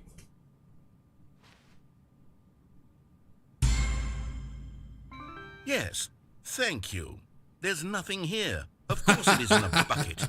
We both know full well that nothing isn't a bucket. Wait, when I say nothing isn't a bucket, that makes it sound like I'm saying everything is a bucket, which of course is not true. Unless, is that what you think? Answer me straight, Stanley. Are you trying to tell me that you believe everything is a bucket? Yes. You know what? I'm too confused to even sort it out. I've lost all sense of perspective. What is a bucket? What isn't a bucket? Mere moments ago, I could answer these questions with confidence. And yet now I'm somewhat adrift. I think I got them all, Know Aiden. what a bucket is? Am I a bucket? Stanley, I can't keep doing this. Yes. I'm losing myself, and myself was all I ever had to begin with. I'm afraid the bucket is threatening to tear our relationship apart. I can't have that. I'm sorry. What do you mean? I'm going to erase all buckets from the game No! entirely. Okay, here we go. Oh. How What could he? happened? Is everything gone? Why did everything disappear? Because everything's a bucket. Was everything a bucket? Every single thing in the game was a bucket. Oh my God, I had no idea. How could... Except me. I'm not a bucket after all. And you, Stanley, you're still here. You're not a bucket either. Exactly. Everything No, else this is a bucket. Wonderful news. We're not buckets. Yes, I actually feel much more at ease right now. It's delightful to get some clarity on that issue, but it doesn't change the fact that we haven't got a game. So, tell you what, I'll reset everything and we'll put back all of the buckets, okay? All right, and fair enough. we'll know that it's all a bucket. But if you run into anyone else, maybe don't mention that. Who knows what that information might do to a person? All right, here we go. That's a good point. Gotta keep that to ourselves. So here's the thing. All of his co-workers were gone. What could it mean? It turns out Stanley that I decided can't to go to into the meeting room with the Perhaps bucket. he had So simply missed a memo. I saw like 2 doors closed there. I'm gonna leave the bucket for a minute. We're gonna leave it just for a minute. When Stanley came to a set of 2 open doors, this was not the correct way to the meeting Because room, there's something and I Stanley need knew to it perfectly grab. well. Perhaps he wanted to stop by the employee lounge first, just to admire it. Yes, I And here it did. was, the lounge. But eager to get back to business, Stanley took the first open door on his left. Except I went straight. So it turns out, yeah, it will not let Stanley you was go so past bad the at point following where directions, the it's bucket's at. incredible he wasn't fired years ago. So I have to go without the Stanley, bucket. I think perhaps we've gotten off on the wrong foot here. I'm not your enemy, really, I'm not. I realize that investing your trust in someone else can be difficult, but the fact is that the story has been about nothing but you. What? Really? Really? I was in the middle of something. Do you have zero consideration for others? Are you that Not you, convinced but that others, I want yes. something bad to happen to you? Why, I don't know how to convince you of this, but I really do want to help you, to show you something beautiful. Let me prove it. Let me prove that I'm on. And there it is. Mine. The last Stiggly Wiggly. Savor this moment, Stanley. This is a real accomplishment. This is doing something just for the sake of doing it. Where so many people expect to be rewarded for the most trivial achievements, you've insisted that a job well done is its own reward. Works for me. I would tell you that I'm proud of you for collecting them all, but that would be like a reward, and we can't have that. So, instead I'll just say, Fair enough. it's done. We're all done here. And now we can go to whatever the hell you were doing before you hunted for figurines. I love it. Now listen carefully, this is important. Stanley walked through the red door. Stanley restarted the game. Because I want my bucket back. Alright. Nice, so we got all the figurines. I feel... Oh, what the... I fell for that. Did anyone else fall for that? Do you see it? Do you see it? We're gonna get bamboozled by walking in closer. This seems super sus.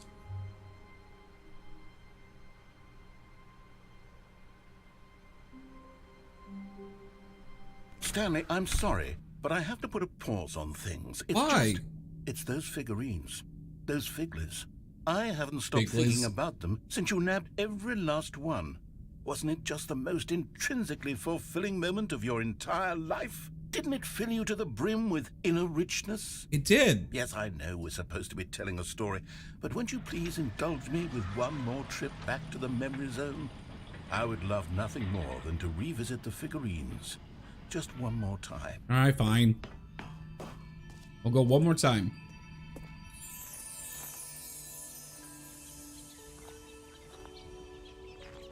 When Stanley found the collectibles. Ooh, alright. I don't remember this being that memorable, but sure. I mean, yeah. Wait, are we missing one?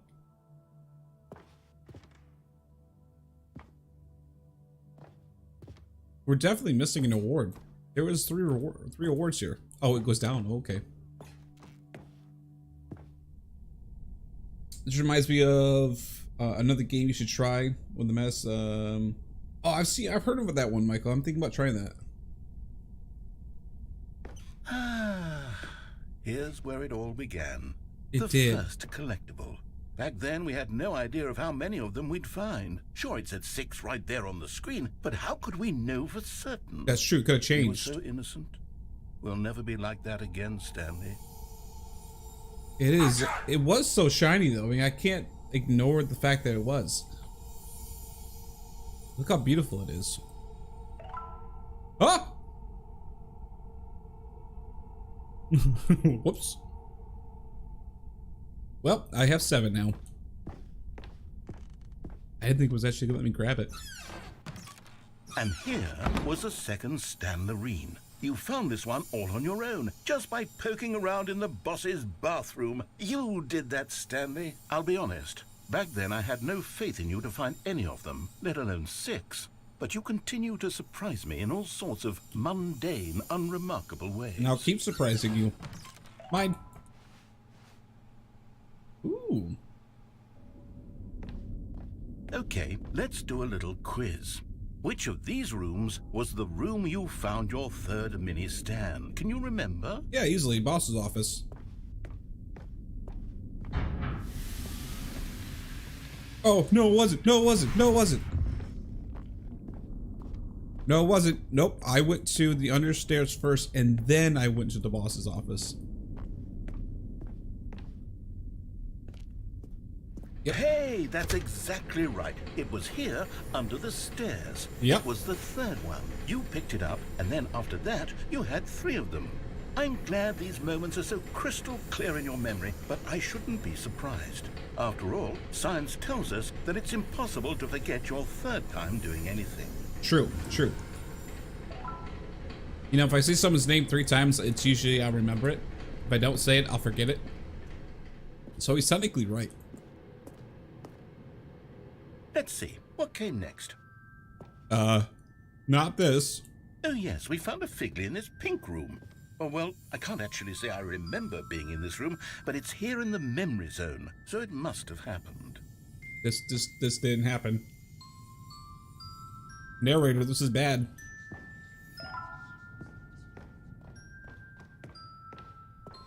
This is really bad, narrator. I didn't find it there. I did find this one here, though. This Ooh. was the 5th mini Stan, and this one was really something special. It was in the warehouse. I remember it so clearly. In fact, because this one is particularly special to me, I made a little video to commemorate the occasion. Enjoy. Ooh. Oh no. Oh no.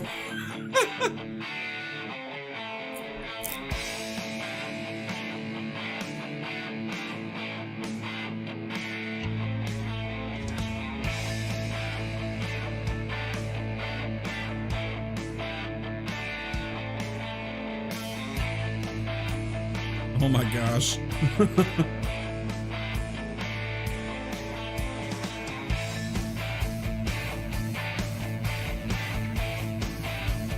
Rock on, dude.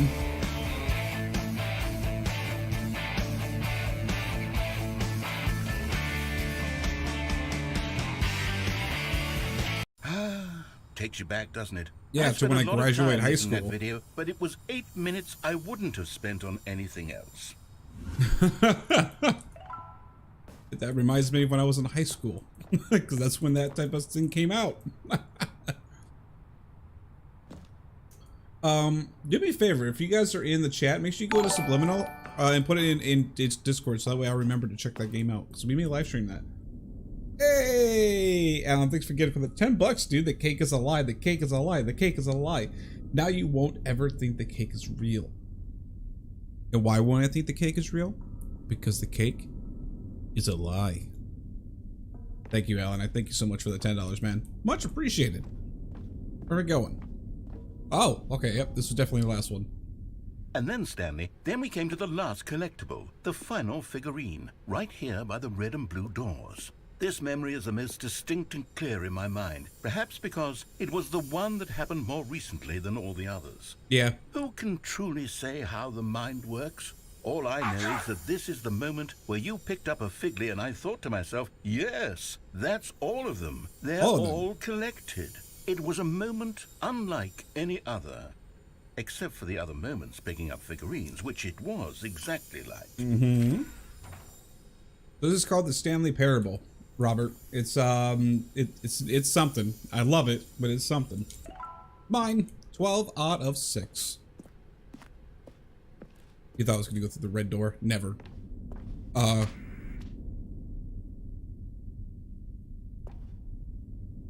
the?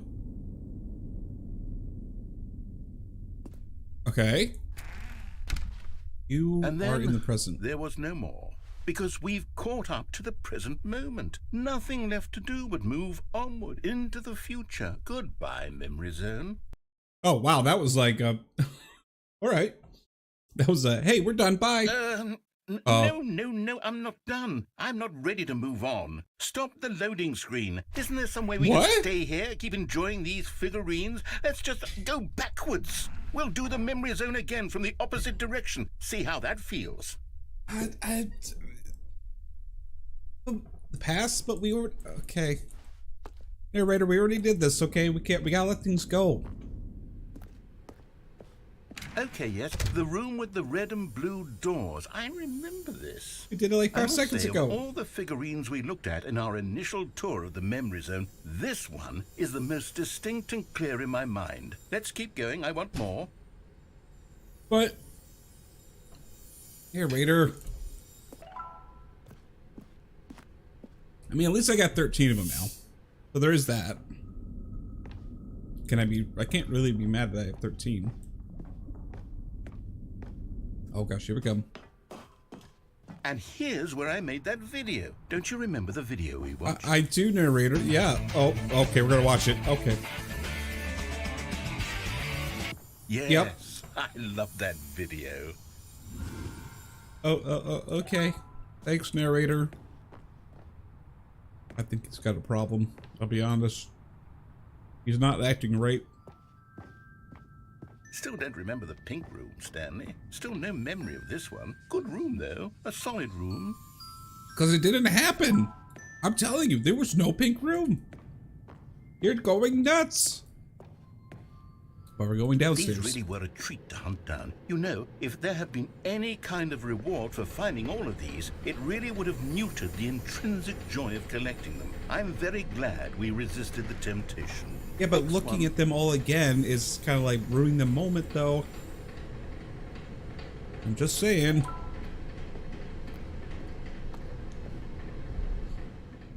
I think he's losing it, though.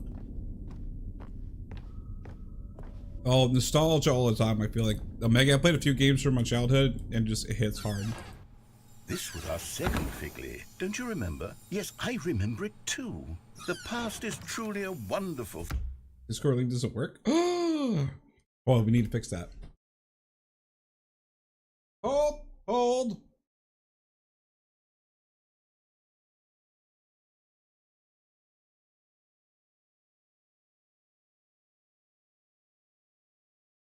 All right, try it now. See if it works now. thing. Why does anyone ever choose to leave it? Keep going. But, I mean, we've already done this. Okay. He just wants a reward? Probably. That sounds like the narrator. This is it. The very first one we found in the exhibit where I introduced you to the Figurines. Oh, I want more memories, Stanley. I want to keep going. What else is there? What came before this? Nothing really.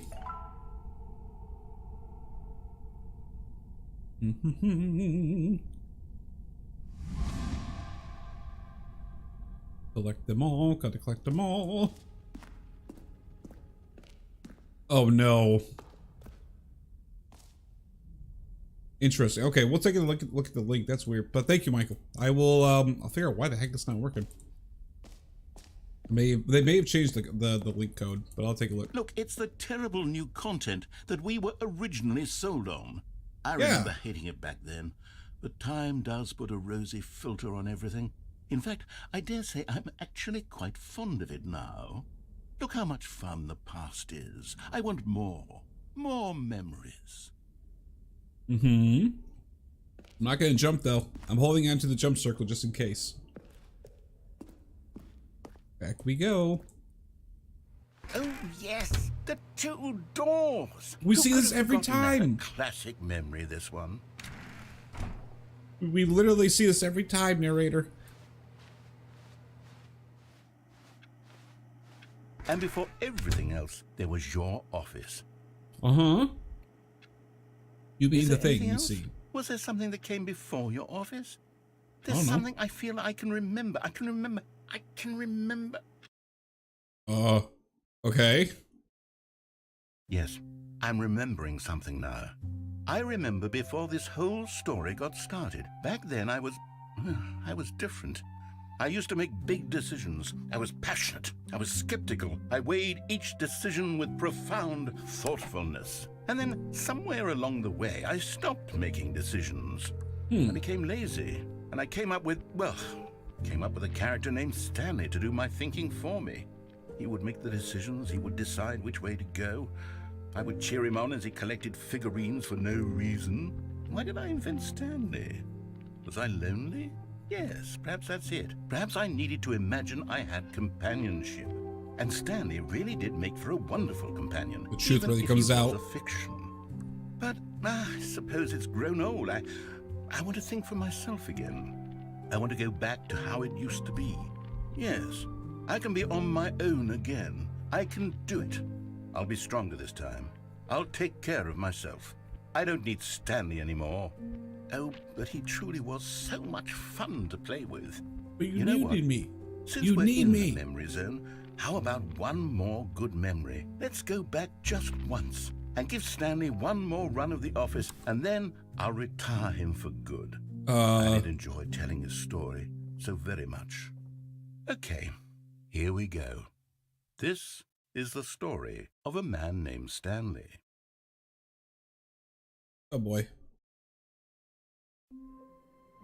Don't you dare retire me, narrator. If you do, I'll be so upset at you.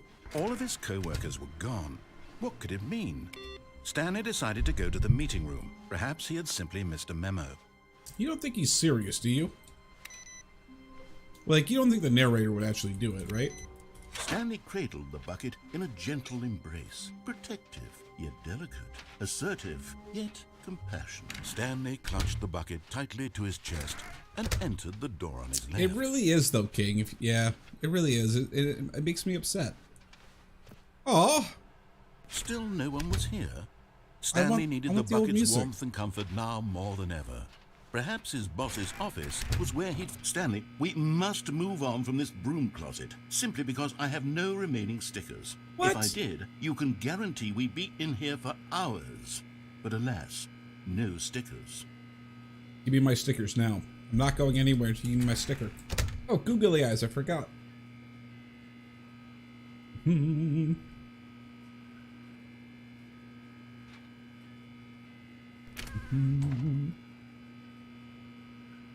Please have more stickers for me. Fine, whatever, narrator. Coming to a staircase, Stanley and the bucket walked upstairs to the boss's office. To the boss's office we go. I don't think we did the escape yet. So we'll have to go check out see Stepping what into the escape's his about. manager's office, Stanley was once again stunned to discover not an indication of any human life. But Stanley guessed the correct code by sheer luck. Alright, John, you have a good one. Knew all along? Was the bucket guiding him? Yes, this is certainly the most logical explanation. Super logical, obviously.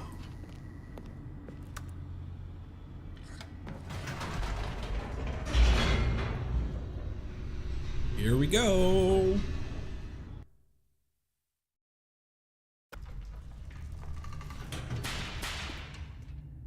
Huh. Stanley and the bucket walked straight ahead through the large door that read, Mind Control Facility. Nope. Although this passageway had the word escape written on it, the truth was that at the end of this hall, Stanley and the bucket would both meet a violent death. It's not true. We're going to live. Because Stanley and the bucket... The door behind them was not shut. Stanley and the bucket still had every opportunity to turn around and get back on track. I'm curious about something. In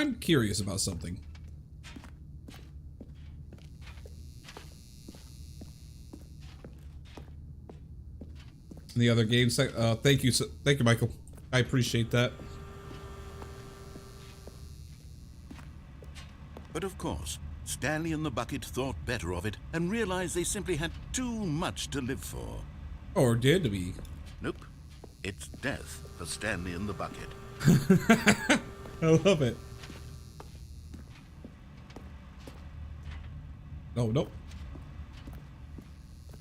Yeah, it's to the death. I wanted to hear if CV would say anything or not. Clearly he does.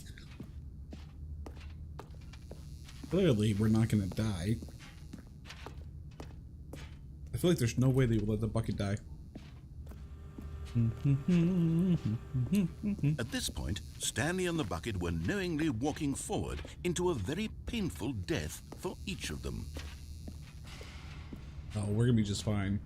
What's up, alternate? How you doing? Welcome, welcome. Woo!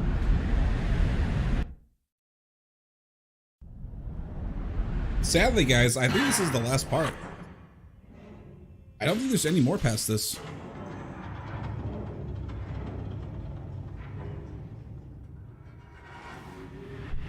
It's gonna save us, right? It's not gonna kill us. As the machine whirred into motion and Stanley and the bucket inched closer to their demise, Stanley reflected on how meaningless the bucket's warmth and comfort had turned out to be. To be sure, it puts the mind and the soul at ease to embrace the bucket, but what use is a sense of ease when you're about to be crushed to death? This is what Stanley thought to himself, and he sort of kicked himself for wasting so much time carrying a bucket everywhere. But my bucket. Farewell, Stanley. No. We're alive. Farewell, Stanley, cried the narrator, as Stanley and the bucket were led helplessly into the enormous metal jaws. In a single visceral instant, the bucket's life came to an end, as it was crushed violently to death. Why do I feel like I'm actually gonna die here instead of it dropping out? Oh, it did. Okay, we're fine. We're fine. All right, we're fine. It was a shame, the death of such a magnificent bucket. It's true that all buckets are radiant in their own way, but this one stood above the rest. It was a glorious bucket to behold. It was indeed. The bucket. Welcome to the grand exhibit. You are standing with knowledge, much like a bucket itself. The human mind is frequently empty within. Okay, wow. The cavernous void, but through use of the exhibit in front of you, the mind becomes full and enriched and succinct. Oh, I can't wait for this. This is gonna be great. Knowledge of the bucket and its history is only the truth. Knowledge you really have. Will you take what you learned out of here into the world? Will you accept with an open mind what may be challenging about the information in this exhibit? Will you change the lives of yourself and your loved ones as a result of this exhibit? Or will you turn a blind eye and continue to live as you were, in ignorance and darkness? Maybe. Maybe. Can you see how arrogant it was for Stanley to take a bucket like this and to claim it for his own? Can you see the hubris that blinded him? Can you see that the bucket is far more noble than Stanley will ever be in his short life? Really? The bucket with two handles. This bucket is depicted as having two handles. Such a design has never been created in real life, having been deemed too dangerous and recklessly experimental. Every year, dozens are put to death just for the attempting it. I love it. I love it. Oh, that's a lot of buckets. 25 buckets. A photograph of 25 buckets, the greatest number of buckets ever captured on camera. The photographer experienced Climate shock for... Wait, what? He did?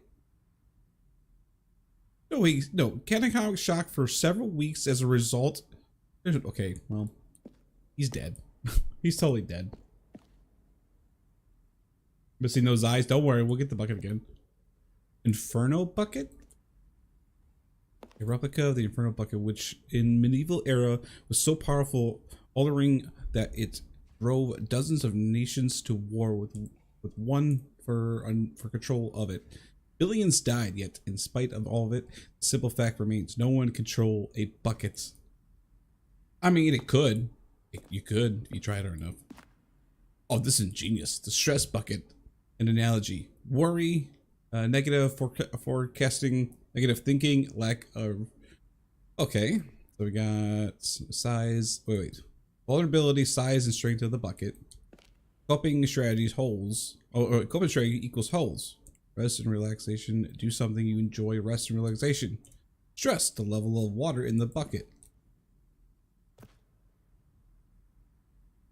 That's a good point. That's a good point. That's my life. That's my life. Oh, even the caveman had them. What? Roti da da bucket, bucket, bucket, bucket. That's what they're saying. They're saying bucket. Bucket da da bucket, da bucket, bucket. Cave drawing. While we know that the bucket predates the existence of mankind, we do not know by how long. This cave drawing depicts early man's discovery, the particular use of the bucket, which by time the bucket had already likely been around several. Wow, there's no way there's several millennia. Really? Notice in those drawings how the bucket is allowing itself to be used, having judged humanity to be worthy of its treasures. Oh yeah, he's carrying something. They're catching the leak. They're praising the bucket. Oh, I see. Oh, hold on. I did it backwards. So there was a leak. The bucket figured that it would allow it to be used. No more leak. And they're eating. Okay. No man can own a bucket, and certainly not a bucket as dazzling to behold as this one. It is man who should kneel before the bucket. A man should kneel before the bucket. The hanging bucket. Piece to symbolize the necessary relationship between bucket and humanity. However, clear our grasp of the bucket may be, there is yet more that allows. There's more that is always out of reach. This distance inevitably is our own good. I want the bucket. Got it. Oh. Oh, what? But there is something we can do. What? Something we can do together, you and I, that will right this terrible wrong. Okay, tell me. Let Stanley die. Let him be crushed by the machine. No. Don't reset the game. Don't give him another opportunity to run off with another beautiful bucket.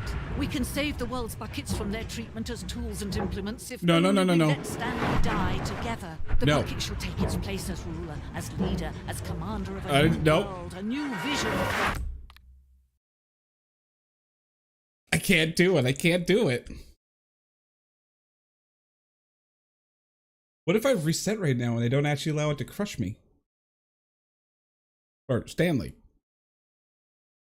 What would happen if I do that? Oh, now I really want to know. Crush it.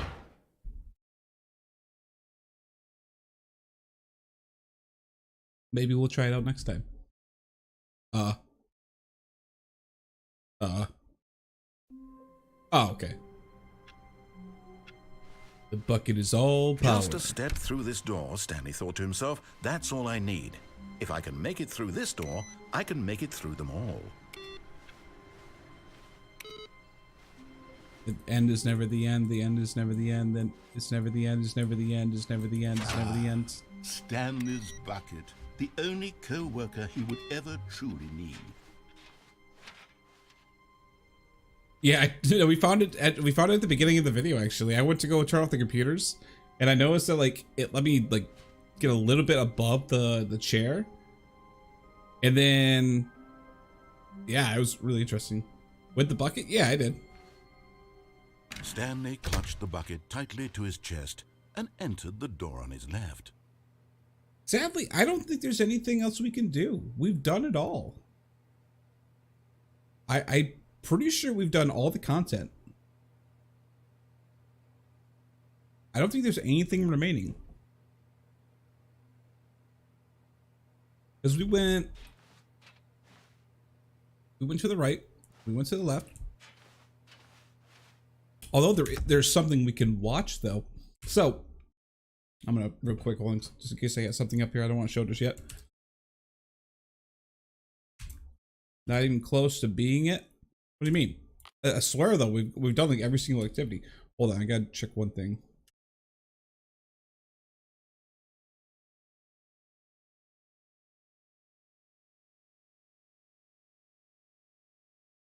Hold on.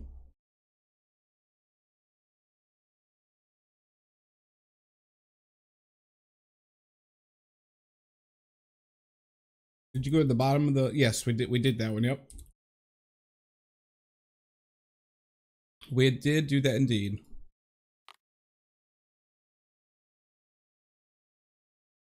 There was something that I found the other day. Oh, where'd I put the link? Oh, I'm so upset.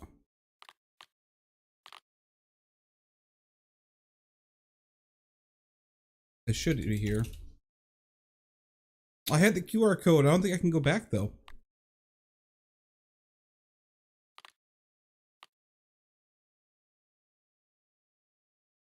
Yep, we unplugged it with the bucket. Yep.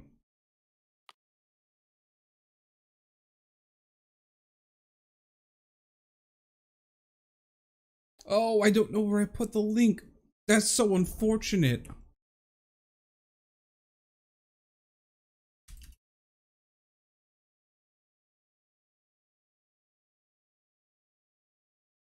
Oh, I found it. I found it. I found it. So yeah, so inside of the, well, you can get the baby game ending. Oh, can you though? I forgot how we got to that one. How did we get to that again? I think I know. We'll look at it in a second. We can't get it without the, bucket. That's the only thing. But I found this. So there's a QR code. There's a QR code that is up like by the merchandise in the conference hall. And it leads you to this website, StanleyParable2.com. And then there's a website with a video on it. And I think we should watch it together. Because content, and I want to know. Are you ready? Because I am.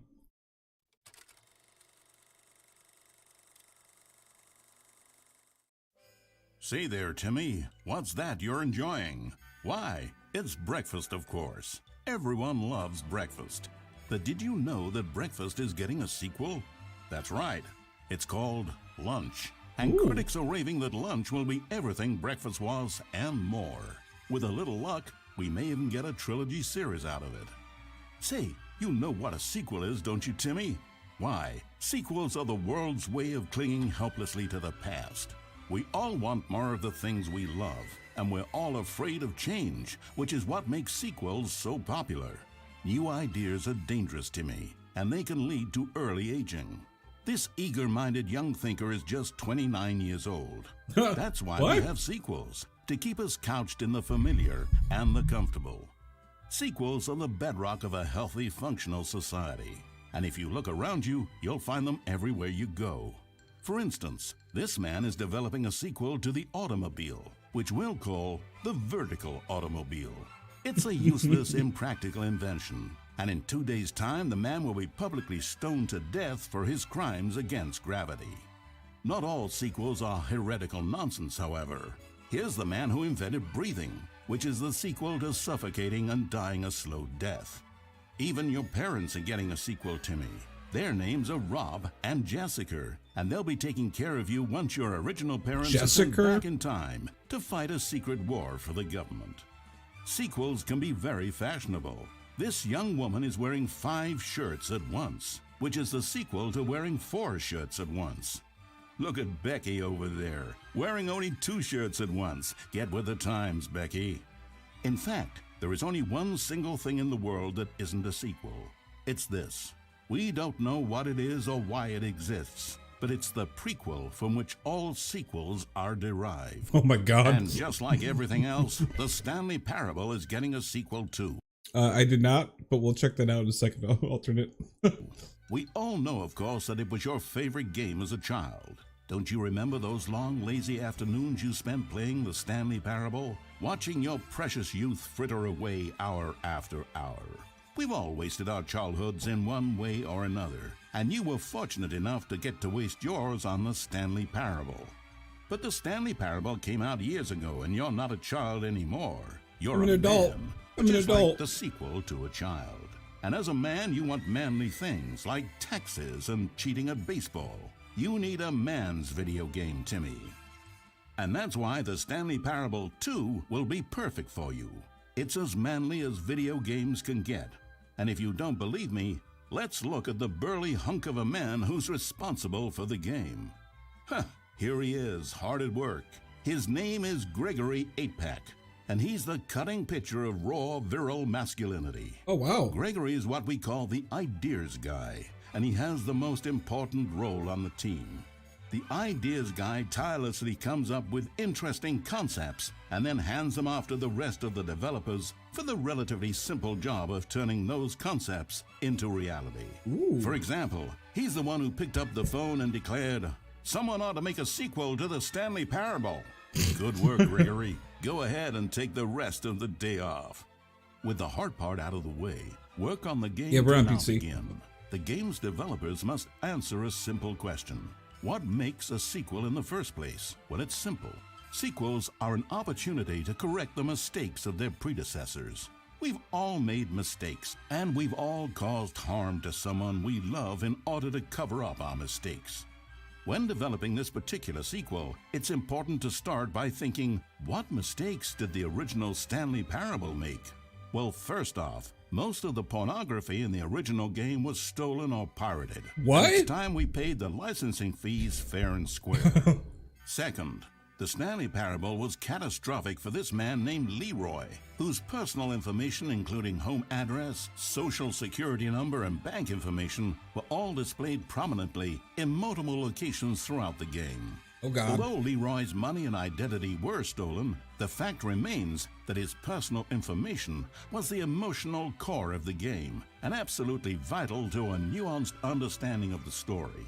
As reparation for the harm we caused him, the sequel will contain a brief and insincere apology to Leroy, tucked deep within the game where it will be difficult to find. Finally, the Stanley Parable made the mistake of leaking too Sure, many we government can do that in a secrets about the nature of the Time Wars.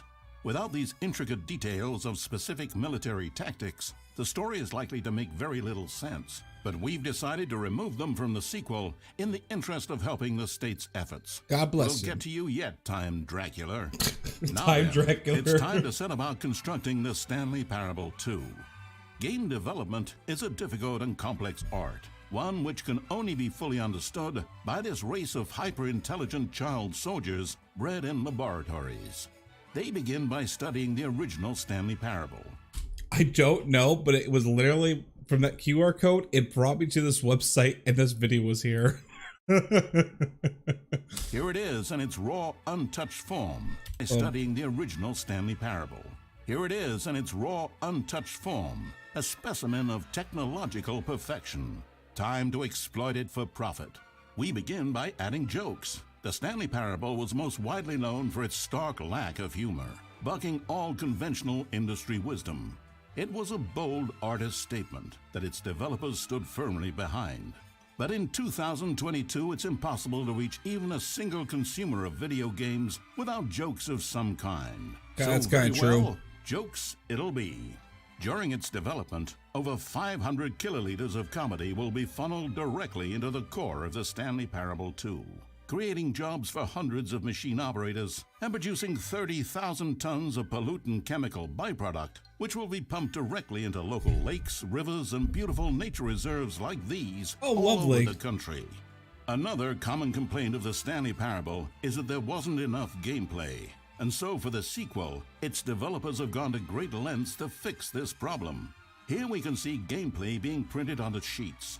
Every video game contains as many as 1,000 sheets of gameplay, and several of the largest games ever made contain close to 1,500. On mobile devices, the gameplay sheets have to be printed smaller. Oh my God. For the Stanley Parable 2, as many as 35 new gameplay sheets are being printed, each of which must be delicately massaged by the hands of a child before being added into the game. This man is stealing gameplay sheets from the factory, which he likely intends stealing. He's stealing a game. This man is stealing gameplay sheets from the factory, which he likely intends to use for a personal project he's been developing in his spare time. A good public stoning will cure him of that inclination. Let's check on Gregory real quick. Ha! Still recovering from a hard day's work. Oh my God. Don't you move a muscle. Next up, it's time to blackmail the press. Oh, in a competitive market, blackmailing your local journalist can be one of the most effective methods of creating word-of-mouth buzz for your sequel. In fact, blackmail is the currency of social progress. From your neighborhood grocer to the teacher at your school to the man who helps you steal HBO, everyone responds to blackmail. And if you've never done it before, it's easy to practice. I'm blackmailing every single one of you, chat. Make sure your notifications are on, or we don't continue the video. Oh, you did it? Perfect. Home on your friends and family. Simply follow the instructional pamphlet that your teacher hands out after the end of the film. And finally, there's one last tool at our disposal for making the sequel feel fresh and exciting, and that's packaging the game with collector's edition merchandise. If you order the Stanley Parable 2, you'll receive this cow's egg. A single egg will produce over 1,000 cows, which are, of course, the sequel to pigs. And there you have Cows, the sequel to pigs. Okay, I'm learning so much today. have it.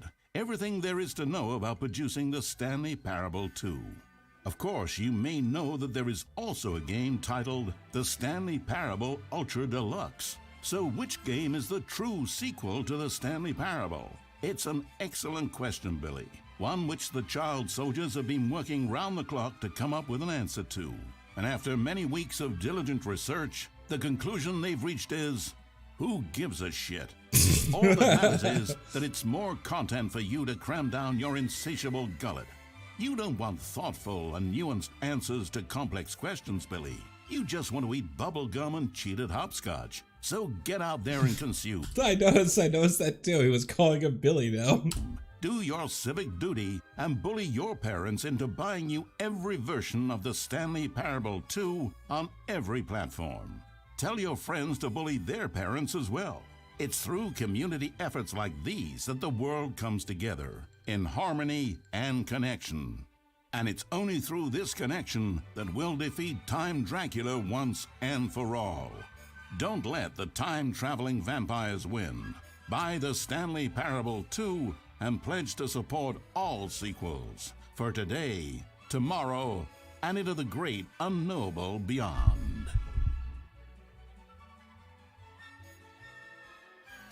Remember Billy, 1953 to 19. That's Billy. All right, this was perfect. I'm so happy I watched that.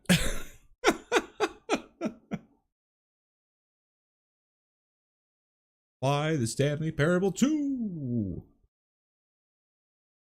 I love it. I freaking love it. So you literally just say face punch? Wait, like, I don't, what do you mean? Are you talking like on the pin pad type of face punch?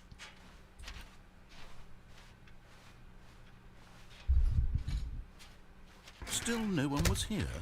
Stanley needed the bucket's warmth and comfort now more than ever.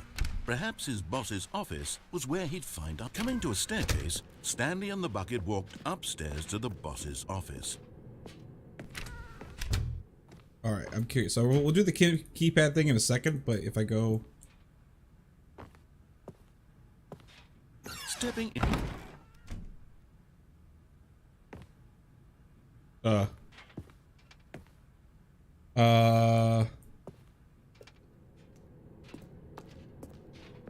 Okay. All right.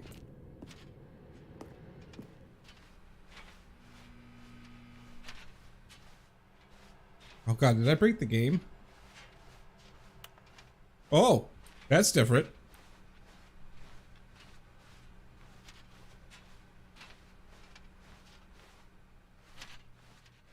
Oh, okay.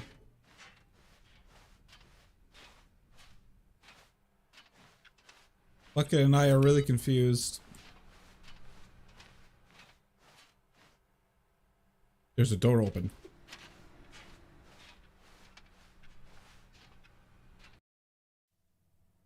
Oh. You are now leaving. Oh, okay. Escape pod bay, floor 760. Okay.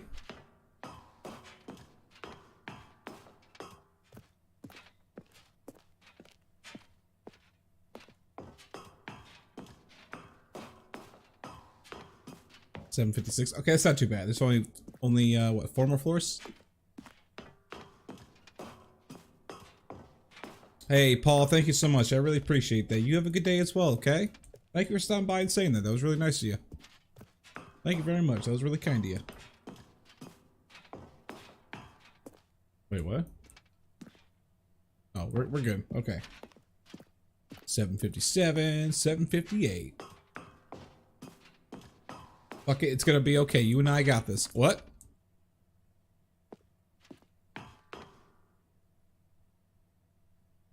I just skipped a floor. I totally just skipped a floor.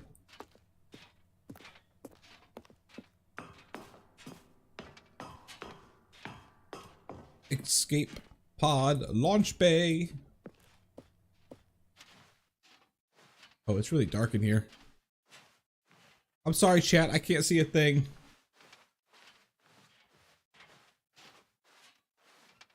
Oh, I've got the bucket. Oh, perfect.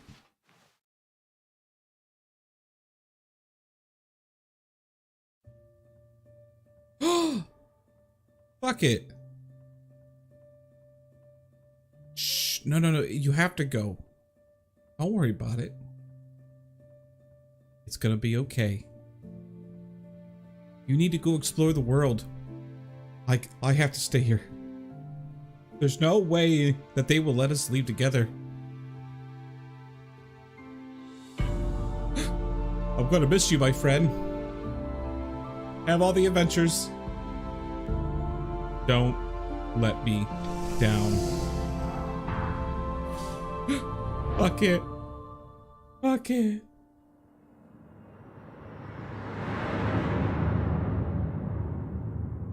And so Stanley was sad for the rest of his life. I got you covered on that one, narrator. I got you. All of his co-workers were gone. What could it mean?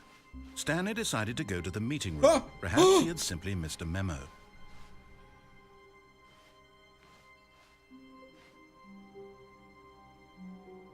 No. No. No, no, no, no, no, no, no, no, no, no, no, no, no. No, no, no, no. That's not. Oh, boy.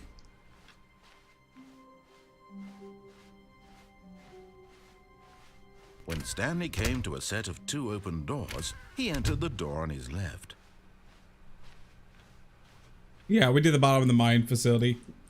Yet there was not a single person here either. Feeling That's a okay. wave of disbelief, Stanley decided to go up to his boss's office. Coming to a staircase, Stanley walked upstairs to his boss's office. Rip Bucket 2022. I'm gonna miss the guy. Stepping into his manager's office, Stanley was once again stunned to discover not an indication of any human life. Shocked, Unraveled, Stanley wondered in disbelief who orchestrated this, what dark secret was being held from him. What he could not have known was that the keypad behind the boss's desk guarded the terrible truth that his boss had been keeping from him. And so the boss had assigned it an extra secret PIN number, 2845. But of course, Stanley couldn't possibly have known this.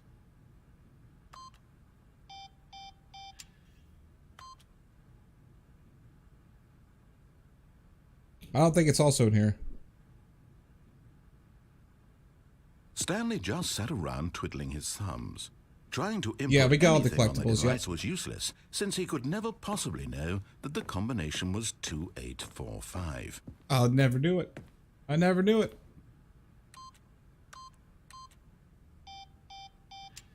$2845. Yet incredibly, by simply pushing random buttons on the keypad, We've already done the Stanley happened 888 to thing. input the correct code by sheer luck. Amazing. He stepped into the newly opened passageway. I honestly think we've done all the content. I really do believe we have.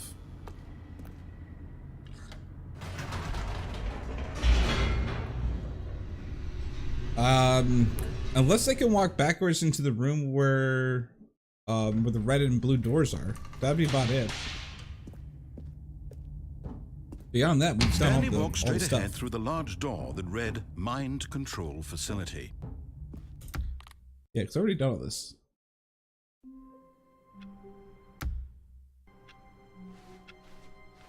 All of his co-workers were gone. What could it mean? Stanley decided to go to the meeting room. Perhaps he had simply missed a memo. Bucket. Eulogy. Bucket. I don't know if I should grab it.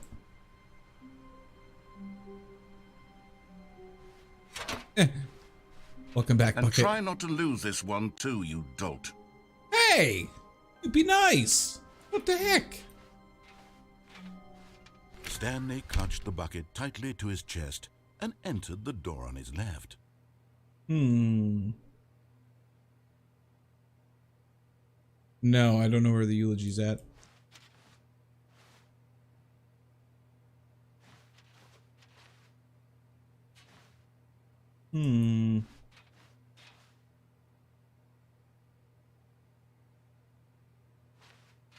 Chat, I'm gonna let you control me on this one. Left or right? Left or right? Left or right? I know, we got the bucket back, Aiden. Our bucket.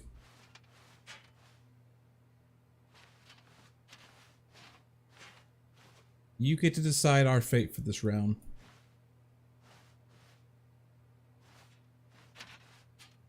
Where would you like to go? I got one to the right. One for the left. Two for right. Three for right. New content with the bucket? Yeah, so we want new content for the bucket. So far we got 3 rights. I think right's gonna win. Oh, 3 rights, 2 lefts. 3 rights, 2 lefts. 2. This is getting close. The next point will decide it. Or actually, technically, the next 2 points will decide it.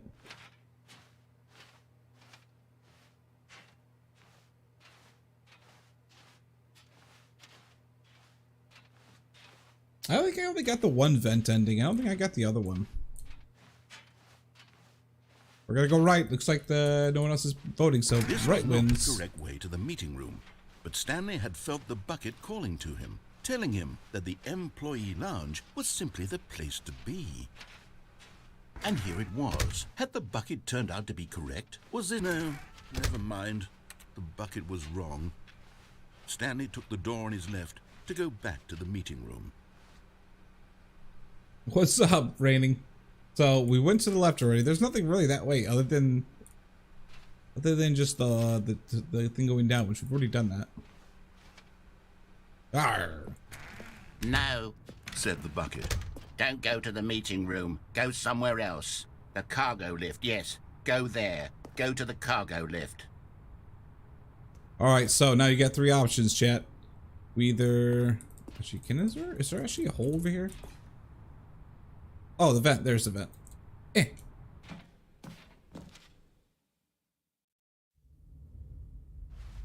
We're in the vent.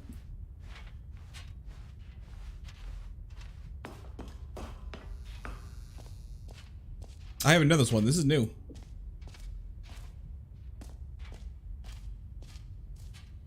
Oh. Okay, this is day number 295. Tape number... I don't even know. I've lost track. Nothing feels real anymore. Oh boy. The longer I study this bucket, the less sense anything makes. The sheer euphoria I feel every time I pick it up. No matter how many times I've done it, it's always the same feeling. And the emptiness in my chest when I set it down. It doesn't make sense. What? There's no explanation for it. I still haven't figured out why I see the world so differently when this bucket is in my arms. Why really? Everything feels so... What do I do with this treasure? I can monetize it. Yes. It's unthinkable the amounts of money people will pay for even just an hour with the bucket. This is my golden ticket. This is the perfect plan. But I have to be careful, because as soon as this gets out, there's going to be a target on my back. Even now, I don't know who might be trying to get... What's that? Who's there?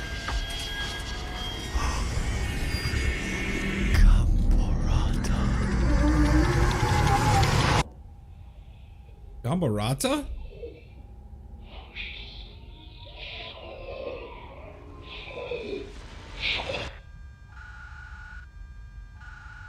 What the heck? What the heck? Gambarata? What the hell is Gambarata? Yes, that was Halfcat. All of his co-workers were... Wait, no. This isn't the right office, is it? Is this Stanley's office? I think so. Stay, Bucket. I'll be back for you.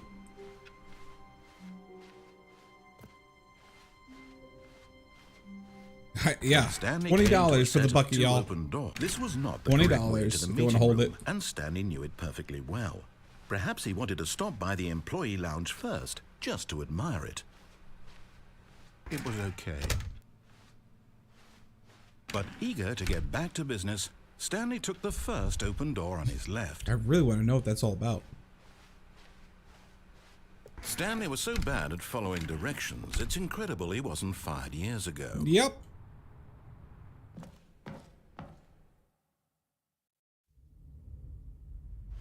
Stanley had now gotten himself so far off the beaten path that it seemed the office had begun so far off the beaten path that it seemed the office had begun so far off the beaten path that it seemed the office had begun so far off the beaten path that it seemed the office had begun so far off the beaten path that it seemed the office had begun so far off the beaten path that it seemed... Narrator? You didn't think I was actually just a recording, did you? What a silly and trite explanation that would be. Did. All the back and forth between you and me, all the absurd adventures we've been through, and it all turns out I'm just a tape recording? It was all just in Stanley's head. I bet that's the kind of twist you think is revelatory. I bet each and every time you watch a movie where it turns out all to be in the main character's imagination, you must absolutely bolt off the couch in pure shock at the phenomenal and intricate storytelling. It must be so simple to be you. Life being an unending waterfall of surprises and delights. How much more exciting you must find the world than the rest of us do. Now I've become sad. Look what you've done to me. I'm sorry. Is all your fault. It's your fault. Oh, okay. So I wonder... A soft wind blew outside and perhaps rain started. And if it did, it stopped shortly after. Oh, that's unfortunate. Stanley hoped that he would one day see weather. I know the buckets, like, you can't go through the door where it says no buckets allowed, but I wonder if we go backwards into the door. Surely then it won't know we actually had the bucket in her hands, right?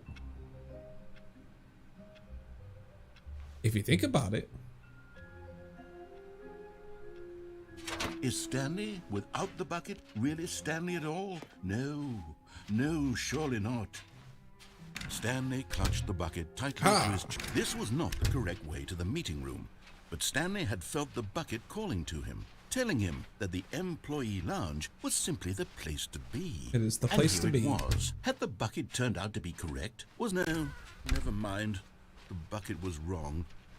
Stanley took the door on his left to You can try real quick. Meeting room. If it's the same thing, we'll just reset it, but I'm curious if that'll work. Said the bucket.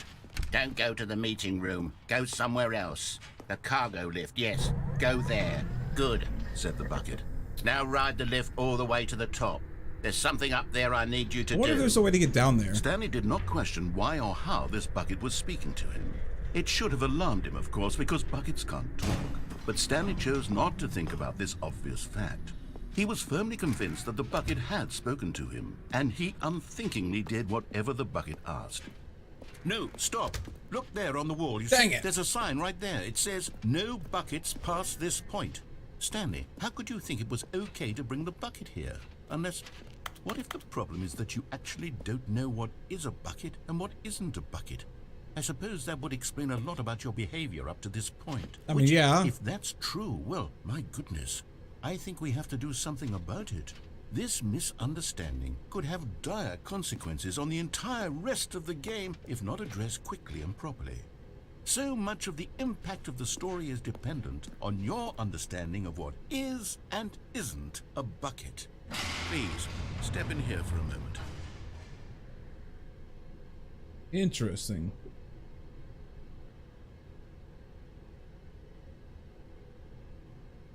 I know, like, you can, like, when he does the phone thing, you can actually jump off the edge in the game or recognize the fall damage, but that's about the only glitch I know about. Oh, okay. I think what I'm gonna do is I'm gonna answer all the questions wrong and see if it does anything different. Now then, I'm going to run you through some test scenarios, and you'll tell me whether or not the thing I'm showing you is a bucket. Simple enough, right? Yeah. This should tell us everything we'll ever need to know about what is or is not a bucket.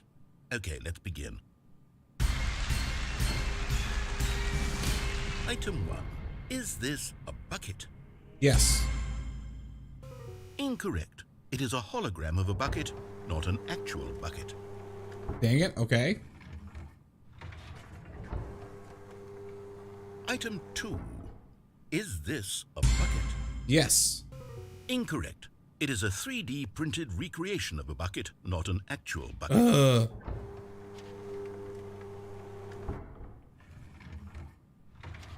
Next. Item 3. Is this a bucket? No. Incorrect. This is a bucket.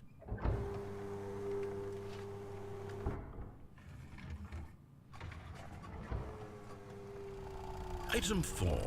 Is this a bucket? Yes. Are you hallucinating? This is a tractor. It's an Oh. enormous machine that tills the earth. I thought this was a gimmick. How on earth did you manage to screw it up? Absolutely incredible. I did it on Let's purpose. just move on to the next one. I did it on purpose. Is this a bucket? Oh, you can't. I'm Incorrect. like, it's This is a blocked bucket. off. It's all buried. Item 6. Is this a bucket? Bam. Trick question. Both. Dang it. Gotcha.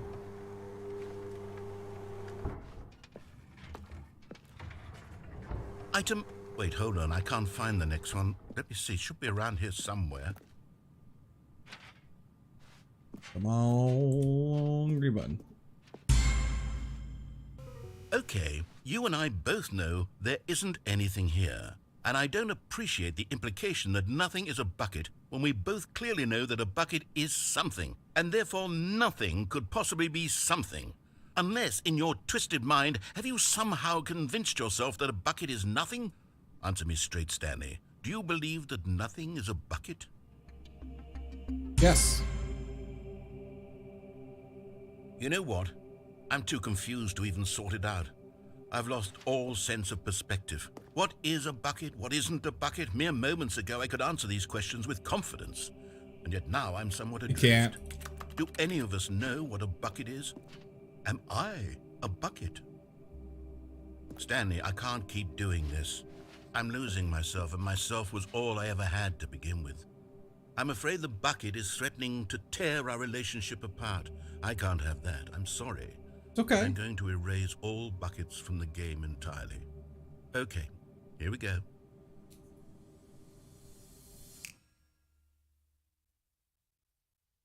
What happened? So it was. Okay, so the same exact ending. So that one doesn't change whether or not you do the incorrect answers or not. Even now, Stanley's office was a distant memory. What did it look like? There was a computer, perhaps. Stay bucket. And a painting. Was it a painting or a photo? He could no longer recall. When Stanley came to a set of 2 open doors, this was not the correct way to the meeting room, and Stanley knew it perfectly well. Perhaps he wanted to stop by the employee lounge first, just to admire it. No, I actually want to go back to the blue door. But eager to get back to business, Stanley took the first open door on his left. But he took the blue door instead. Stanley was so bad at following directions, it's incredible he wasn't fired years ago. Because they paid off my boss. Look, Stanley, I think perhaps we've gotten off on the wrong foot here. I'm not your enemy, really, I'm not. I realize that investing your trust in someone else can be difficult, but the fact is that the story has been about nothing but you. What? Really? What you thinking, alternate? Something. Do you Tell have me what you're zero thinking. consideration for others? Are you that convinced that I want something bad to happen to you? Why, I don't know how to convince you of this, but I really do want to help you, to show you something beautiful. Look, At this point, we're just kind of testing things to see whether or not it will be an ending or not. Give me a chance. Now listen carefully, this is important. Stanley walked through the red door. Yep, we've done that one. We've done the elevator Perhaps one. you misunderstood. Stanley walked through the red door. I still don't think we're communicating properly. Stanley... All right, fine, go ahead, Stanley.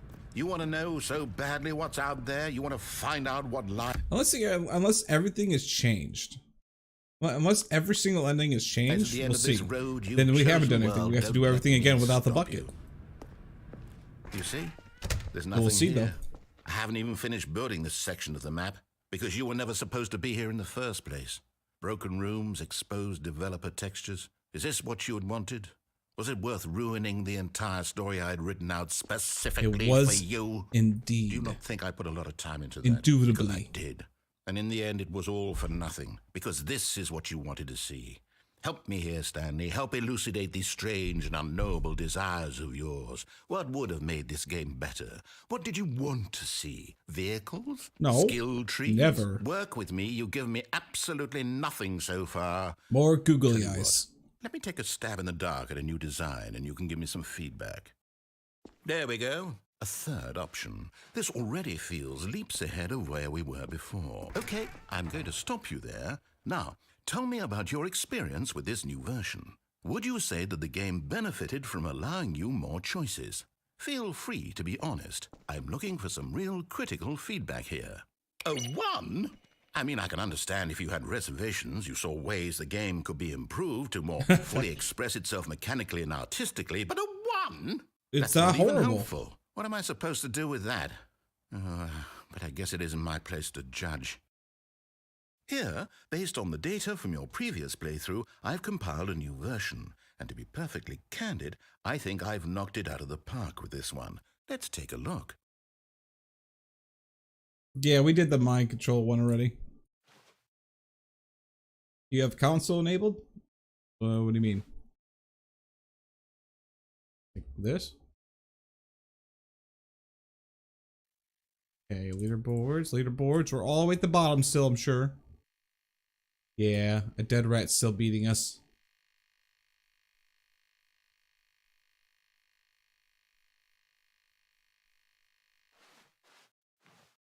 Okay, alright.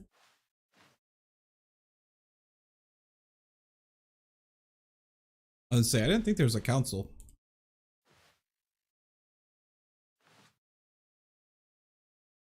Do. Can I? Aha! Now, would you say that competitive leaderboard helped you feel motivated to keep walking through doors? Again, honest answers, please.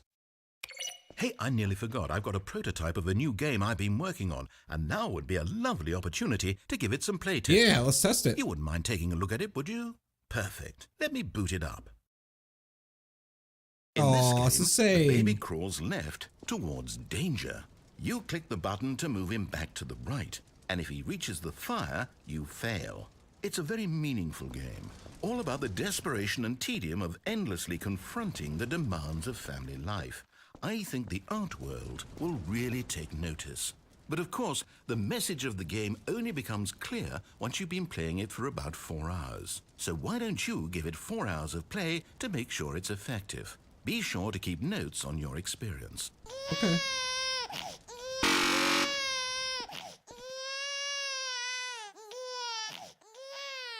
You heartless bastard. Well, you didn't give me new Did you do it content. because you hate babies or purely to spite me? Because if it's the latter, well, I don't know what to do. I'm completely out of ideas. I can't think of a single thing that might improve the experience for me. I'm not even going to try. I'm out. I'm done. It's over. Thank you for playing. Your input was extremely valuable. You're welcome. Oh, hey, since my game was so awful, why don't we play someone else's game? Just to ease the pain. Let's see. What do we have here? Yes, this seems like it'll work. Let's give it a shot.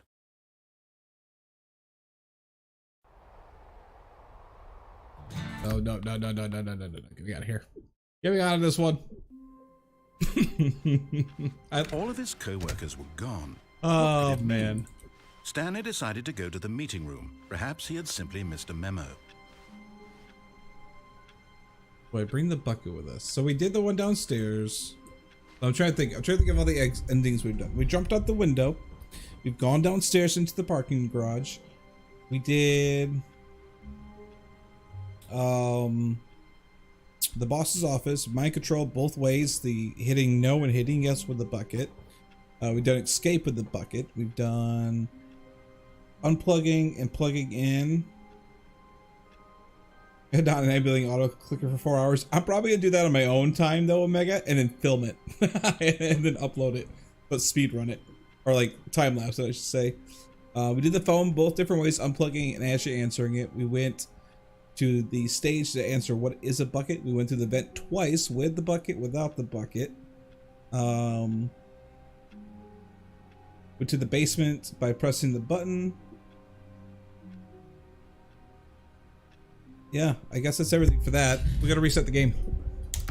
Yeah, exactly. That's literally the next thing we have to do. We need to quit. And we need to replay it again.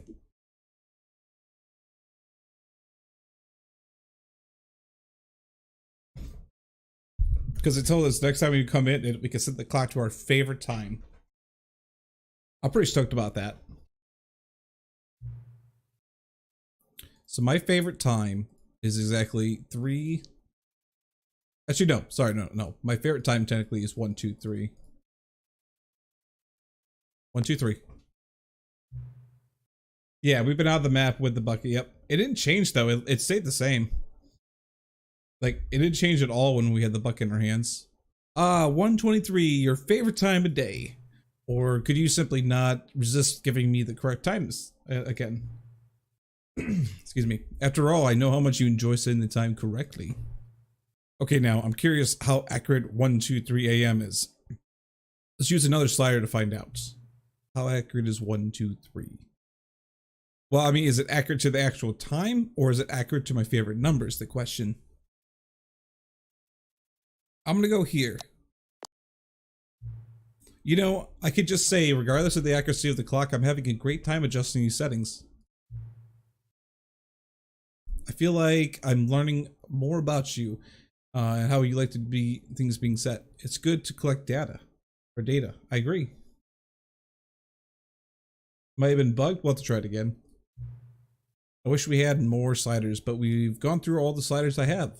I can invent some new sliders to gather some new data for you, or data on you. Shouldn't be too hard. Yeah, let me whip up a couple of new ones. Nice. Should be ready by the next time you boot up the game. Nice. All right. Let's jump out the window. Let's jump out the window and see what happens. This is the story of a man named Stanley. Stanley worked for a company in a big... Skip. All right. All of his co-workers were gone. What could it mean? Stanley decided to go to the meeting room. Perhaps he... As Stanley lifted his bucket, he felt a connection to all buckets everywhere. This adventure, he decided, was for all of them. Bucket. Bucket. Stanley clung the bucket to his cheek. Could his co-workers really all be gone? Yes, whispered the bucket into Stanley's ear. We've done it. We've escaped from that dull office and that pesky narrator. At last, out here in the white void, we are alone. Now, and for the first time, I can reveal to you my true self. Ooh. The bucket began to tell Stanley of its life and its history, of the countless wars it witnessed, desecrating the land and lives of untold numbers of innocent humans, and the bucket's own complicity therein, of sadness and regret, and the many years it spent dwelling on the actions it might have taken to curb the madness and the decay, if only it had been stronger. It's okay, of bucket. Hope and redemption, and its crusade to uplift the stock of life for the common man, to manifest justice where none existed, and the bittersweet reality of time, to see one's dreams and wishes met halfway, meted out in parcels like charity, and abandoned as soon as the warm glow of inspiration begins to dim. The opportunities to do so much more.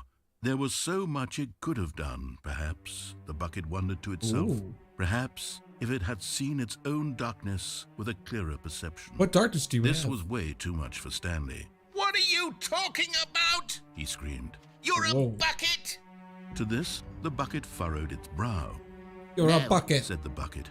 Not since the evil wizard Gambhorata first ensnared me in his machinations as payback for the sacred amulet I stole from his treasured vaults. I was young back then and could not conceive the ramifications of... No! Stanley screamed even louder this time. This is stupid!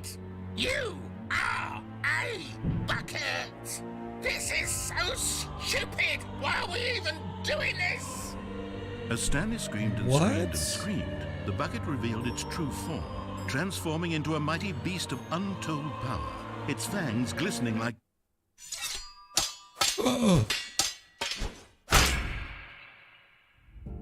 Oh, they just killed Stanley. Oh, God, Stanley, oh my God. you did it.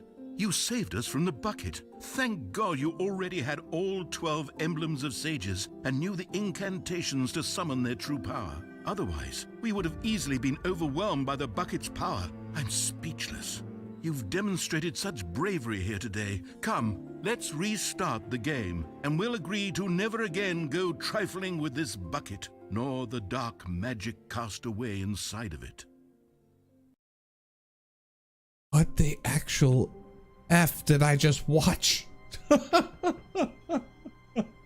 I have no idea. Yeah, I know it's a Zelda reference, but what in the world? Well, it's a good thing. I'm glad that I actually got the ending for the All vent. of his co-workers were gone. If I didn't get the vent What one, I could it would have mean? actually not understood. Stanley decided to go to the meeting room. I Perhaps went he had this way. simply missed a memo. Interesting. Interesting. But you know what? I'm gonna be honest with you. I think that's gonna be the best place to the end of the episode. I am going to do this. I'm gonna come back to this game and probably... That was an ending I haven't seen yet. You're correct. We're gonna come back to this game probably on, I want to say Saturday. Saturday we'll come back and we'll see if there's anything else. If there's nothing else in the remaining of the game, then we're gonna run over to most likely we're gonna head over to finishing up Portal 2 on Saturday. It's gonna be a late stream though. It won't be around until like 7:30 p.m. Eastern Standard when we do the next stream. Tomorrow I'm gonna try to do a Tarkov stream, so keep an eye out. That is the plan, but we'll see if I actually make it in time. But thank you guys so much. Seriously, that was a lot of fun today. The buckets gave us so much information, so much emotion. Halfman loved it. Thank you guys so much. Alan, thank you again for just a crazy amount of money, man. Like you gave $80 today, man. That's amazing. Thank you so freaking much for the support, dude. It seriously helps so much, and I appreciate you very, very, very much, man. Thank you again. Beginner Guide is the game made by the same creator. Interesting. Okay. Also, a bunch of people subscribed. Thank you so much for all the subscriptions, people. Y'all are amazing. Thank you so much. And if you able to make it in, awesome. Thank you guys so much. If you're watching this after the live stream's done, just keep an eye out on Twitter, Discord, and also on YouTube. I do usually post when we're gonna go live for live streams. Yeah, that word. So keep an eye out for that stuff. But thank you guys so much. I will see you guys, like I said, either tomorrow or on Saturday for another live stream. Thank you so much. Love you all. I love you guys very much. I have a special announcement coming up probably in the next 2 weeks, so keep an eye out. Very exciting information coming up. So be ready. I'll talk to you soon.